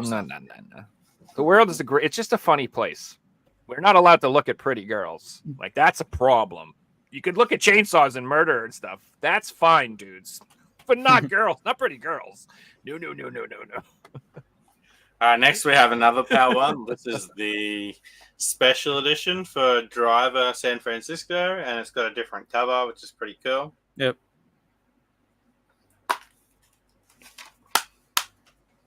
I want to show a Street Fighter one as well. I believe this is part of the collector's edition, this cover variant. Yeah. And the collector's edition's got this same artwork on the front. That's cool. But it's just in the normal cover, so that's pretty cool. I've got one for Far Cry 3. So here we have Far Cry 3. This includes the Lost Expeditions and the Predator Pack DLC. It's got really cool artwork on the front. That is cool. And then the final one's another sport game where I got the standard cover as well. So here's the normal cover for UFC 2009 Undisputed. And then in Canada, we got, is this George Pierre? I believe. Correct me if I'm wrong, but we got another fighter on the front. I didn't know about that one. Yeah, pretty cool. I picked this one up when I was over in Vancouver. That's all the ones I pulled out. Kleen's got some more stuff to show you guys. Speaking of Canadian ones, have you ever seen the FIFA Soccer 12 variant? That's very rare. That's it's like Vancouver Whitecaps has the team on the front. I've seen lots of different ones. It's like extremely rare. Yeah, I can't remember that one in my head. It was a Groupon one. You know what Groupon is? Yep. There was like a Groupon deal in 2012 where you could buy tickets to a Vancouver Whitecaps game, and it came with either that variant on PS3 or 360 with that Groupon deal. I just bought that variant on eBay for like $100. It was expensive as fuck, but that's like I'm super stoked to get that in the mail. Should get it next week. That's a variant I would have loved to show. Behind it too, yeah. And the guy, the eBay seller, he had the picture of the Groupon deal, like a screenshot of it. So, shout out to Jim Jam for the resubscription on Twitch 13 months in a row. What's up, Jamie? Hope you're going well, man. Appreciate that too. A few more Street Fighter ones. I always like to show this HMV slip of the slip cover, but then I also found this Region 3 one that has the same cover. Pretty interesting. It's another one of these. Oh, actually, no, this one isn't. I thought it was a double cover, but it actually says like limited edition in the inside. That's cool. That's sick. Yeah, fighting games definitely. That's one of the few things I did this with is I was like ordering like the Tekken that came out in Australia and Japan because I wanted that artwork. Yeah, so much better. Like yeah, we just got like Hayachi's face, and then it had this. It's just sick. All the characters again. Yeah, that's awesome, dude. This is another double. Which makes sense if you're trying to advertise the fact that this is like the complete edition with everybody in it, you know? Yeah. Although it probably isn't. I really like this one. This one is an example of Japanese. I really like the Japanese on this Mind Jack. Oh, that's a cool cover, yeah. Yeah. Really like how they did the design on this Japanese one. That's a Square Enix game. I'm not familiar with that game. What is that? What's that about? I think it's a shooter. Like a third-person shooter. I don't think it got great reviews or anything, but I don't give a rat's. Dude, reviews. They are literally useless. Absolutely useless. Play the games, watch some videos, make up your own mind like a big boy. Okay, it's dude. Why? There are so many stupid little indie games that I love that they're not going to get good reviews because maybe the guy who reviewed it didn't like Asteroids as much as I did in 1987. You know what I mean? Like people don't. They're not looking at things from your perspective. Your perspective is what you want to look at things from. Like I don't understand what they are useless. What is the point of critics? It's just stupid. The whole concept. Anyway. This is another name change one. End of Eternity. I actually want to get that game. I like how they use the same and it's black and then white, like the yin and yang, and it's facing different ways. That's so cool. Yeah. Cool how they show the tower, because I think I've played this game briefly, but from what I remember, you're like climbing this tower most of the game. It's cool how they actually show that. That's probably the first one that you've shown where the North American artwork actually looks better than the Japanese art. Yeah. Sega made some good games on PS3, I think, and that game looks cool. If I remember, I haven't played it, but if I remember, that's like it's like a turn-based, almost like a strategy game, but it's like gun-based. Like you have guns and you have to like position yourself and stuff. Is it like? I don't think It's not like a grid, like a strategy game No, like that. it's like you're in you a queue- room and you can move certain. Yeah, you cue your Wait. character's actions and like that type Yeah. of strategy game. It It's looked almost cool. like Valkyrie Chronicles. the Yeah, way that exactly. system works. Mhm. I played it for like 10 hours. I enjoyed it, but it was one of those things that you start playing it and then you stop playing it, and 2 weeks later you haven't returned to it and you just never get back to it again. Yeah. Most of my RPGs go that way. Figsy gave me this one too. Rise from Cool. lair instead of lair. Such a better cover. How cool is it? Yeah. Soaring across the ocean. They'd like to be a Game of Thrones cover. Like, that's how cool it is. Well, I like that the Japanese cover seems to focus more on the dragon than the helmet. You know Yeah, what I mean? Like it makes exactly. that's the dragon is kind of the selling point of the game. Yeah. What should we advertise? Let's put a helmet on the front cover. And Yeah. what should we advertise? Flying on dragons. Yeah, it literally Flying is. on dragons. It literally is like 2/3 of the cover is just helmet and black. Yeah, It's like, okay. which it is cool. It's a cool picture, but it looks like 300 to me or something. Yeah. It doesn't look like, I don't know. Oh, I really like this one. I just got this one. Golden Compass. Oh, that's cool. Like with the compass in the background, the gold compass. Just so much like better design in my opinion, you know. Mm. You just have also one thing I really like about Japanese games is when they have these little emblems that depict something about the game. Oh, I have that's a- cool. I have a lot of games like a horse racing game with a little picture of a horse or whatever it is. This one has a little picture of the golden compass on the side. Oh, maybe you can combine them into like a funny image. This guy's reaching in the horse's butt There's or a something. secret message, but you got to find the right order. Yeah. Yeah, you imagine there is, and you figure it out. You have to put them in order of their It's a map. their BLJS codes. Who's gonna in find the order. actual golden compass? Watch. Got a couple Metal Gear ones. So this is normal NTSC cover, slash in the middle. I really like this one. This is Let's go. so I don't know. That's sick. This is also That there is a Canadian steelbook that has the same exact art. It's like a Future Shop steelbook. I'll pull it out so you guys can see. Yeah, I don't have it. But yeah, this is like a Japanese cover with that same art, and it's kind of like metallic. It's hard to see, but it's like shiny metallic. I really like that. Another Japanese one. This is same thing, but it's trial version. Does it say that? I mean, I guess it says like the date, but this is like a trial version, and it's gray and dark with red eyes. On the non-trial version, this is just like normal colored, but the trial version got this black hue with the red eyes, which is like a cool little variant. Yeah, that thing was so cool it booted me offline. My computer couldn't even handle it. And then this one, Game collects Metal Gear Solid variants as well. He's going for like absolutely oh everything. yeah, this one I found recently. It's like a store display cover. That's Like cool. it says like, you know, Oh, that's cool. but That's like the release date on it. It's a cover that didn't come out otherwise. That's sick. of No him game in it. slashing Nope, nothing. Still rad, dude. Yeah, I love having stuff like this. Super unique.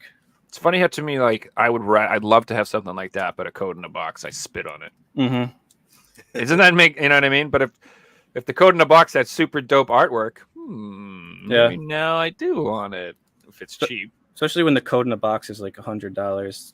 I mean, I only paid a couple bucks for this. So Yeah, that's, I'll take that every day. I just while we're on Metal Gear Rising, I just wanted to show off these steelbooks. So there's actually 2 of them. So this first one is the Render Commando edition. That's the back of it. And then we also had the Shakira. Wow. The Shakira forever together. We're playing Metal Gear forever. Oh, sorry. They both got the same backs as well, just different colors. That's pretty cool. That is sick. I feel like we're due for a new Metal Gear. Is that happening We anytime? just added a couple of games to Jim Jam's list. Yeah, Watching there this actually is podcast is like there is that. one more steelbook with this art.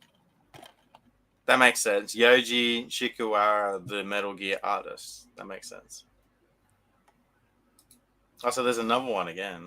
Yeah, I can't find it on eBay right now, but I was looking at it. Banfi guessed at the chat question. Is that right? I don't know. That is incorrect, Banfield. Okay. Keep at it. 15 more minutes. Random ones like this, where for the PAL version, they randomly decided to add in velocity after, and I don't know why. Game's freaking badass, by the way. I bought that game on PS3 and PSP because I wanted it. It's actually really good. Yeah, I played it briefly. It was fun.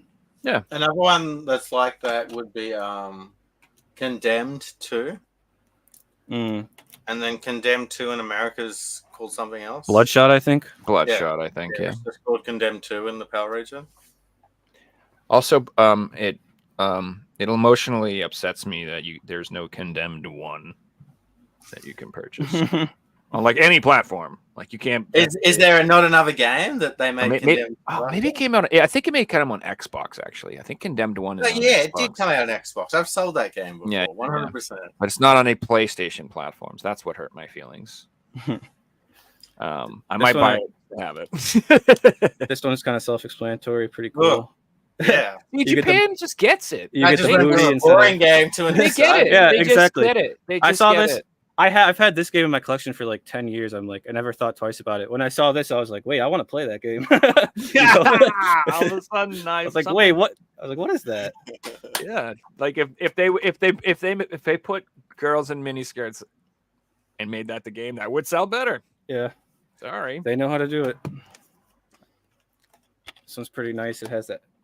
I forget what the character's name is, Eve or something. Eva. That's how you gonna say it. Yeah. Some of the Pixar Japanese cover variants are nice. There's a Ratatouille one too. That's really good looking. My dog is named Ava, so I quite often refer to her that way. I go Ava. I just can't help it. That movie's quality. It's also prophetic. We're on our way. Mm. This one too. This is an ultimate example of that characters That's on so cover sick. thing. That's Like such a that's cool every That's single character. sick. And they're like casting their spells, like he's charging his fireball, and like, you know, Like I went down as a poster, bro. so cool. I mean, that is just, and that in particular, you know, you have two such iconic franchises with such amazing characters. It's like, who do you leave out? You should, you almost gotta put them all in there, like, you know what I mean? Because otherwise, you'd be like, "Where's Dalsim? What the heck, man?" But that's a really good point, Joe, because like in that question of who do you leave out, like the people on the cover are basically advertising for the game. Like if you put on Darth Vader and Yoda, that you're selling it to someone who is into Star Wars, you know, or put you know, a Street Fighter character, and you're targeting someone who wants to play Street Fighter. So if you are putting all these different things on and they're still visible, it's advertising basically. Yeah. Yep, and like, maybe that's got to do with the reason in how they pick their covers. that's why Wolverines and Ken and Ryu are right up front. Yeah, they're like the heavies, the iconic, recognizable. You know, more people will recognize Ryu and Ken than Zangief. You know. Yeah. Unless you're OG. I mean, I have too many more to show, but just another one I like, the Japanese. Or wait, these wrong games. Infamous 1 and Infamous 1. I like how he's looking out over the burning city, you know? Yeah, that's so cool. Pretty good looking. Yeah. So, I mean, I'm on some of them, I'm not like, I wouldn't say like 100% the other ones are always better. They're both kind of badass. Like some of the US copy versions, like they're just cool. Yeah. Like sometimes there's a clear winner, and then sometimes I'm like, I would like to have both. Yeah, it's not a 100% rule. It's just kind of a trend of like they're willing to show more, or they're not afraid of being too busy on the cover, I guess. I think in for PS4 too, I've noticed that Korea gets a lot of really cool, unique covers for their games too, and it's like just the Korean version has that cool artwork on it. Interesting. Yeah, so that's another like region to start looking out for. And also Korean, the reason I like that is they usually have English. A lot of the times they have English too. So there's a really, really, really rare PS3 Korean. You know the game Vampire Resurrection? Yes, it's a Japanese PS3 game. That is the only Darkstalkers. Darkstalkers, correct. And the only way to get it's been shown on the show before in a very early episode. I forget who showed it. it's the only way to get that with Darkstalkers instead of Vampire is the Korean version. It says on the cover, it says Darkstalkers Resurrection instead. I've been looking for that for years. It's freaking rare. I bet it is. I love that stuff, dude. Yeah, especially if it has the English too. Like but there are games that like, I don't know. My mindset towards Japanese stuff has opened up more. Like especially like there's lots of games like fighting games and shmups and stuff. The stuff I like to play. Like I don't need English. Mm-hmm. So like remember when you were saying you like pick regions? Like I want to get SNK Heroines. That game, freaking the SRB copy is out of like it's ridiculous. I bought the Asian copy of it. I'm gonna pick up. Well, the Asian copy's in the middle, so the US copy's several $100s as far as I can tell. The Asian English copy's like $100-ish, and then the Japanese copy's like $30. You know what? I don't need English. I'm getting the $30 copy, and they can be waifus in Japanese, is what I prefer anyway. So I'm cool with that. Like, pretty sure I found that. The thing when buying Japanese games is when you buy Japanese games, you have one of the best experiences as a consumer ever. You don't just get a game; you get an experience. You get the game, you get like tea sometimes, you get chocolates and lollies. That's true. Stickers. You never ever get a package that has a damaged game. You always get above expectations of what you ordered. Buying from Japan is peak video game collecting. It's so nice too. Even if the game isn't sealed, they like make their own seal for it. Like I was gonna show these, might as well show them now. These are like these big boxes from Japan. I honestly don't know much about these games. It's some type of like war strategy game, and there's these big, really neat boxes, 1 through 5. War you see, strategy and waifu. They don't, even if they're not sealed, they'll make these like super nice seals for it before they ship it. It's like I really appreciate that. I always give them like really good feedback because it does protect the game. Yeah, it's like it's taped on, but makes it look. And it's not sold as new and sealed; it's sold as used. Yeah, exactly. But yeah, that's just an example of that for Japanese stuff. It always comes so nice. That is cool. Well, we're showing off stuff, guys. We like I to like the color schemes of those. Yeah. We have a new segment on this show where we like to show off pickups from you guys, and you guys submit your pickups over on my Discord channel. So if you guys want to be involved in this segment, exclamation point Discord. If you're on Twitch or if you're on YouTube, check out the description. Or if it doesn't work, just write in the comments and I'll send you the link. Yeah, let's check out the pickups for the week from our viewers.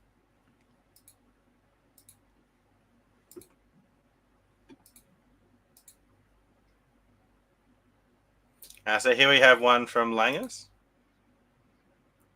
Got the new Call of Duty, Golem, UFC 5, RoboCop, which around the world, including Australia, is already like $100 game, which is pretty crazy. Wonder if they're going to be doing a reprint of it, being like a AAA kind of game that's selling out everywhere. It's like, and I haven't looked today or anything, but the last time I looked, it was only selling in GameStop and Target was sold out. So I actually had to buy from GameStop to get my copy, but I'm so happy I freaking got one just because. Is that a JB Correct me if I'm Hi-Fi? wrong, but this looks like a JB Hi-Fi exclusive edition, so that's pretty cool. That's cool, yeah. That Fist game's really good too, and of course Golem is freaking a godlike game. So here we have some pickups from Trickster. We've got the Malaysian 3D collection. We've also got FIFA 19, which FIFA 19 is like one of the most expensive PS3 games. You'd be surprised. Is that the last? It's like one of the last games that came out or something like that. Yeah. It's the last FIFA. Retail releases anyway. And then we've got some pickups from Link. Ooh, I like this. Soapstar. So that looks good. That's Scoutfold, the Usurpers, whatever. But that's like, that's the new Scoutfold. So Soapstar is a sick new shmup. It's very good, and the reason From I say Red that, yes, because at the time I beat it, I had like a top 10 score in the world on one of the modes, so that's why I like it so much. I bet I'm not even remotely in the top 100 because it's been so long, but I beat it like right when it came out, so I was like, let us know if you guys play the game. Is Joe still in the top 10, or is he I beat it on the Switch, so that's where I was. That's where my score was, if it's even there still. Anyway, but Scoutfold, those games are they're like really weird, like gothy games, and the PS4 Scoutfold is worth a shit ton. So anyway, I guess Star Ocean. More Square Enix titles. We've got the new Star Ocean and the Divine Force. Mm-hmm. This is the Divine old Force Star Ocean, right? The new one. Divine Force is the most recent installment. Yeah, but that came out like a little while ago. Star Ocean is the remake of the second game, I have to pick that up. which has already been remade. Yeah, I'm definitely getting that.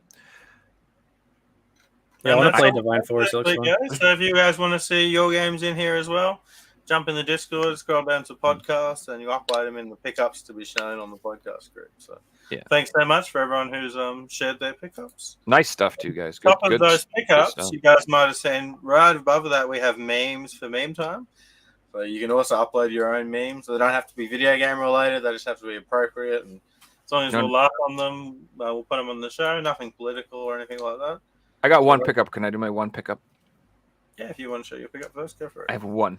Just one. Since we've been talking about this all night anyway, it's just funny. I actually picked up Marvel vs. Capcom Infinite. And you showed off like a million different like Marvel vs. Capcom games. I'm like, oh, dude, I've been like so vibing on that lately myself. So nice. This is not the best one to get. It was super cheap or whatever. There's people dislike this one for lots of reasons because they took out the multiple, like you used to be able to play with like 3 characters at a time or something like that and have like a huge tag thing. And I think that game. There's a really nice steelbook for that I wanted at some point. I got it for like $8. So, because basically I'm trying to get Ultimate Marvel for Capcom 3 on PS4, and while I'm waiting, I was like, I'll grab this cheap one. You know what I'm saying? So, anyway, that's my pickup. It's just some memes. Yeah. You can really see what EA is. Mm-hmm. I see how they. I can see that. Yep. Oh, Modern Warfare 3. That was me 2 days ago. Yeah, it's like 250 gigs to get everything, right? It's ridiculous. The whole thing. That's When you show something like I said, that's so true. Especially like a WWE game or something.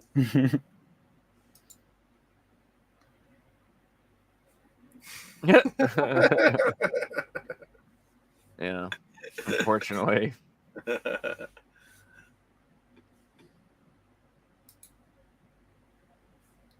Yep. That's exactly Mm-hmm.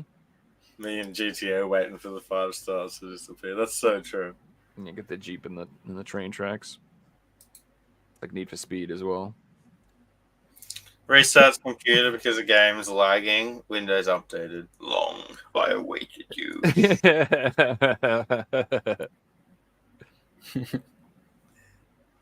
When you pick Eddie in Tekken 3, it's just X. Yeah.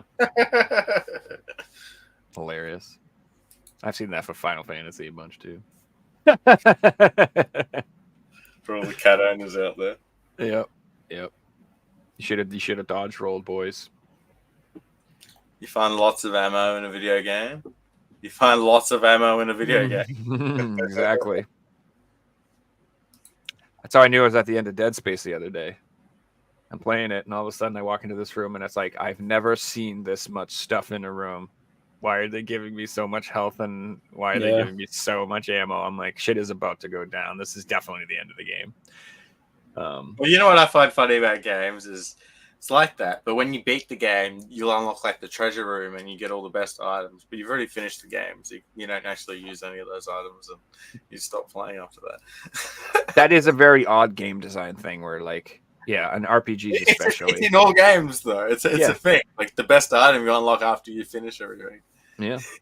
Yeah, it's because it's like, at that point, you can break the game with it. What I like is, like, when they'll, like, let you replay the game with your good shit or something fun like that. They'll be like, cool, now that you beat the whole game, here's the God Sword and the God Armor. If you want, you can re-roll the whole game, and we'll just, like, give it to you. There are some games that do New Game Plus, and it's boring, but there are some games that do New Game Plus, and it's fun. Yeah.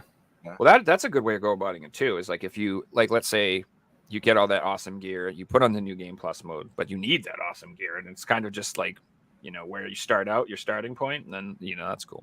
It's pretty fun. So then you're in the same boat when you beat it again. It's a lot of hate, but I think it was one of the best at the way it did New Game Plus. and that's Dark Souls 2 Scholar of the First Sin. So in that, the base game had its thing, blah, blah, blah. A lot of people didn't like it. But Scholar of the First Sin added so many different enemies, and it made the game, like, generally so much harder, and it made the game different. And, like, I think it was brilliant the way it did it. And, you know, there's communities out there that hate Dark Souls 2, but I think it was a wonderful game when you're playing the Scholar of the First Sin edition. And that's just the way it done, like, New Game Plus and everything. Dark Souls 2 is the only Dark Souls I've played. It was awesome. Nice. That's interesting. Played the Dark Souls that people say is the worst. Yeah. And that's why I don't like critics and I don't like these, like, I swear to God, there's just like, you know, people just get impressions about games and then that's it. They don't ever, you know, that's it. Like, it could be a good game. And I'm victim of it too. Like, if I hear from everyone a game is terrible, like, probably I'm not going to look into it as much as if I just never heard anything. And I saw a video and I'm like, oh, it looks neat. I'll check it out or something like that. So I don't know. That's where like the industry in itself, it's like people like have too much power and influence over stuff, like the way it works, you know. It's not 100%. Like, it's not actually based on the merits of the game at all. It's just like what people like and what gets promoted and what people don't like and what doesn't get promoted. I would like to say though, because of how strong the community is, when a game company does something wrong, the community's pretty quick these days to, you know, boycott them and doing something wrong. Look at like you know, Cyberpunk and No Man's Sky. Like, those companies copped hate because of what they've done, and like, we're not seeing that anymore. You know, we're seeing games getting delayed and getting released properly because companies know now that if they release a broken game, the whole internet's going to jump on this hate train, and you know, they'd rather delay it and release a game at launch. And that's what we want as gamers, you know. We don't want to have to play a game and have a bad time and replay it in 12 months after they fix it because they promised they'll fix it. Like, that's exactly what's happening with the Call of Duty right now. Call of Duty is one of those things. There's a problem in the gaming industry when you have an annual release. That's a problem because they want to also be innovative and make this product, but they're given a deadline. Like, video games and deadlines should not be things. I heard that people are playing employees, but when you're paying someone to create an idea, it's like art. You shouldn't have a deadline because guess what? They're going to rush that idea to get it to you at that date. You know, a game like what's Battlefield? Does it still do annual releases? Like, what's a shooter that? Okay, look at like Counter-Strike. Like, you know, they don't make a new one every year. I know Counter-Strike 2's had some hate and stuff, but like, Call of Duty is a victim of that annual thing. Yeah, exactly. This Call of Duty was supposed to be like last Call of Duty. Right after they released it, they said, "Okay, guys, we're giving it 2 years for this one," and then a couple months later, they're like, never mind, we're doing another yearly one," and that's what this one that just came out is. Yeah, that's why people are saying this was originally a DLC. All this stuff that just came out in the new COD was originally a DLC. The campaign, the zombies mode, was remnants of a DLC that they made into a full game on a very short time notice, which I played the game and I fully agree with that. It's just like pretty blatant. Yeah, they were supposed to get sport games. The model's wrong. It shouldn't be an annual model. They should take after like games like Fortnite where it's one game and they have seasons. You increment, it's one game where you increment on it over time. Rather than releasing a new one. Like, I buy FIFA every year. It's the same fucking game. Yeah.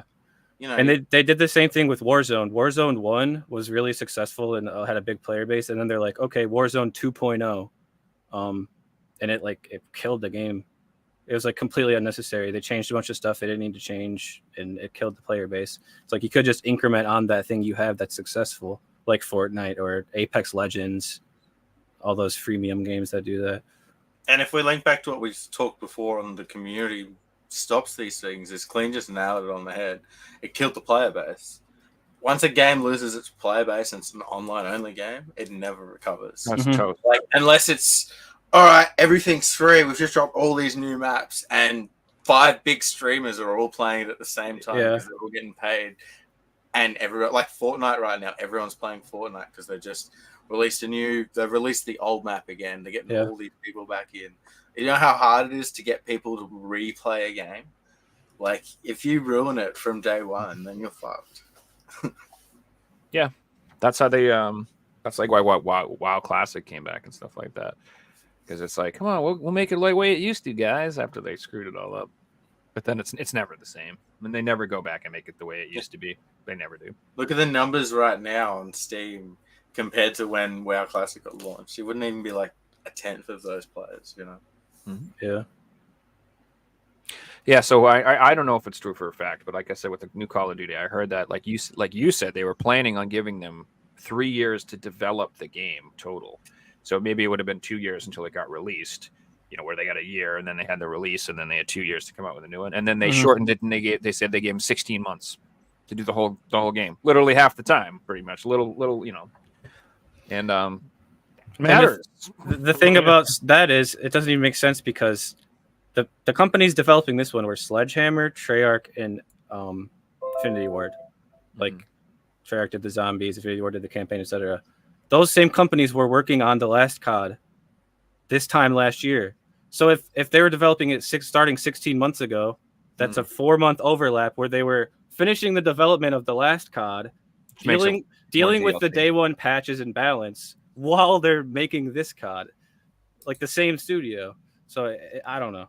I don't the same. Yeah, how hard it is to maintain a game with an online active leaderboard that has competitive modes, and I don't know if they do esport anymore, but I'm sure that there's people playing the game for money still. Yeah, like why they're trying to develop something, it's just ridiculous. And obviously, like Kleen was saying, the game feels like, you know, single player is a couple of hours long. Like Zombies feels like it's unfinished.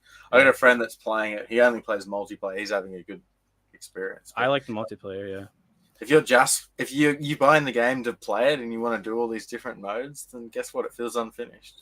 Basically, the way I would summarize like the laziness of it is that the Zombies mode and most of the campaign takes place on the Warzone map. So they just took a section of the Warzone map and said, okay, you're doing a campaign mission on this. Or the Zombies, it's just literally just the Warzone map with zombies running around. So it's extremely lazy in that regard. Like, you know what I hate about that is they could have even done the lazy thing and copied one of their old maps, which they have heaps. Yeah. And people wouldn't have noticed and be like, this is cool, I'm playing this map. Like, but you could put Nuketown or any map, for example, in there. And people are going to enjoy it. And they own all these intellectual things. Like, it's not like they have to go and make this thing for 12 months. You already own it. You're being that lazy that you just copy and pasting the one map that you're using in the game. It's such an easy thing. I'm surprised they haven't split Zombies off into its own franchise at this point. Honestly, like I really don't get why. Like Treyarch should just develop their own zombie-specific game. Doesn't have dedicated multiplayer. Doesn't have campaign. It's just a zombies game. My friends and I have been saying that for a while. And then throw in like I don't know the million awesome maps you've already made. Yeah, like they're so good. Like a lot, and they got insane. Like the last game I played. I mean, it was just absurd how creative and in-depth and technical Zombies. Yeah, imagine a Zombies collection with Cold War, World at War, Black Ops 1, Black Ops 2, Black Ops 3, all those Zombies maps, all in one collection. There is a Zombies collection. It was in Black Ops 4, and it's Zombies, I believe, up until that point, which is really...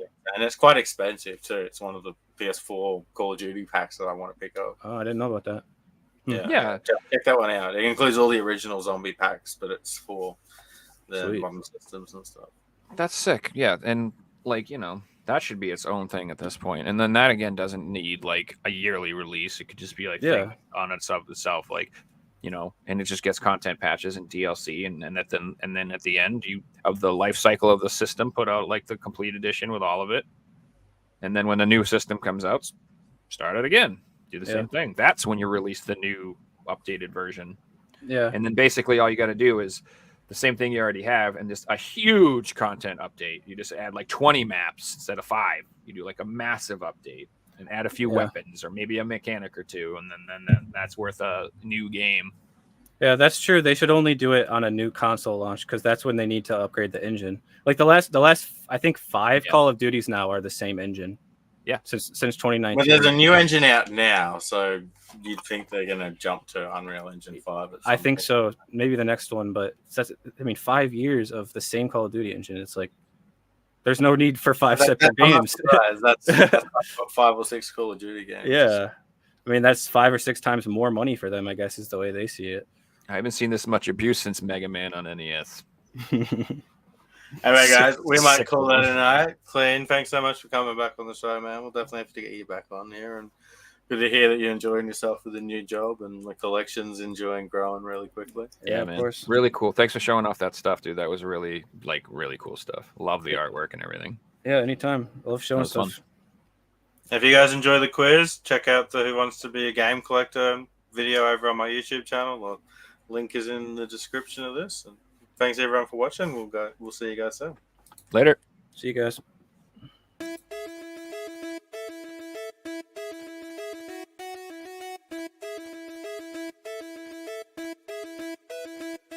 You found the coolest place to be, the PlayStation collecting nerds, and come on, won't you sing with me? Welcome to the show. Gather round the boys and girls, collectors from around the world. Let's show the people what they need to know. Welcome to the show. Gonna talk to guests, only got the best. Gonna put their knowledge to the test. Gonna laugh and eat, gonna live the dream. Gonna show you things you've never seen. Gonna sing a song to the break of dawn. Gonna rock this party all night long. So come on everybody, let me see you dance. Get yourself ready for one more chance.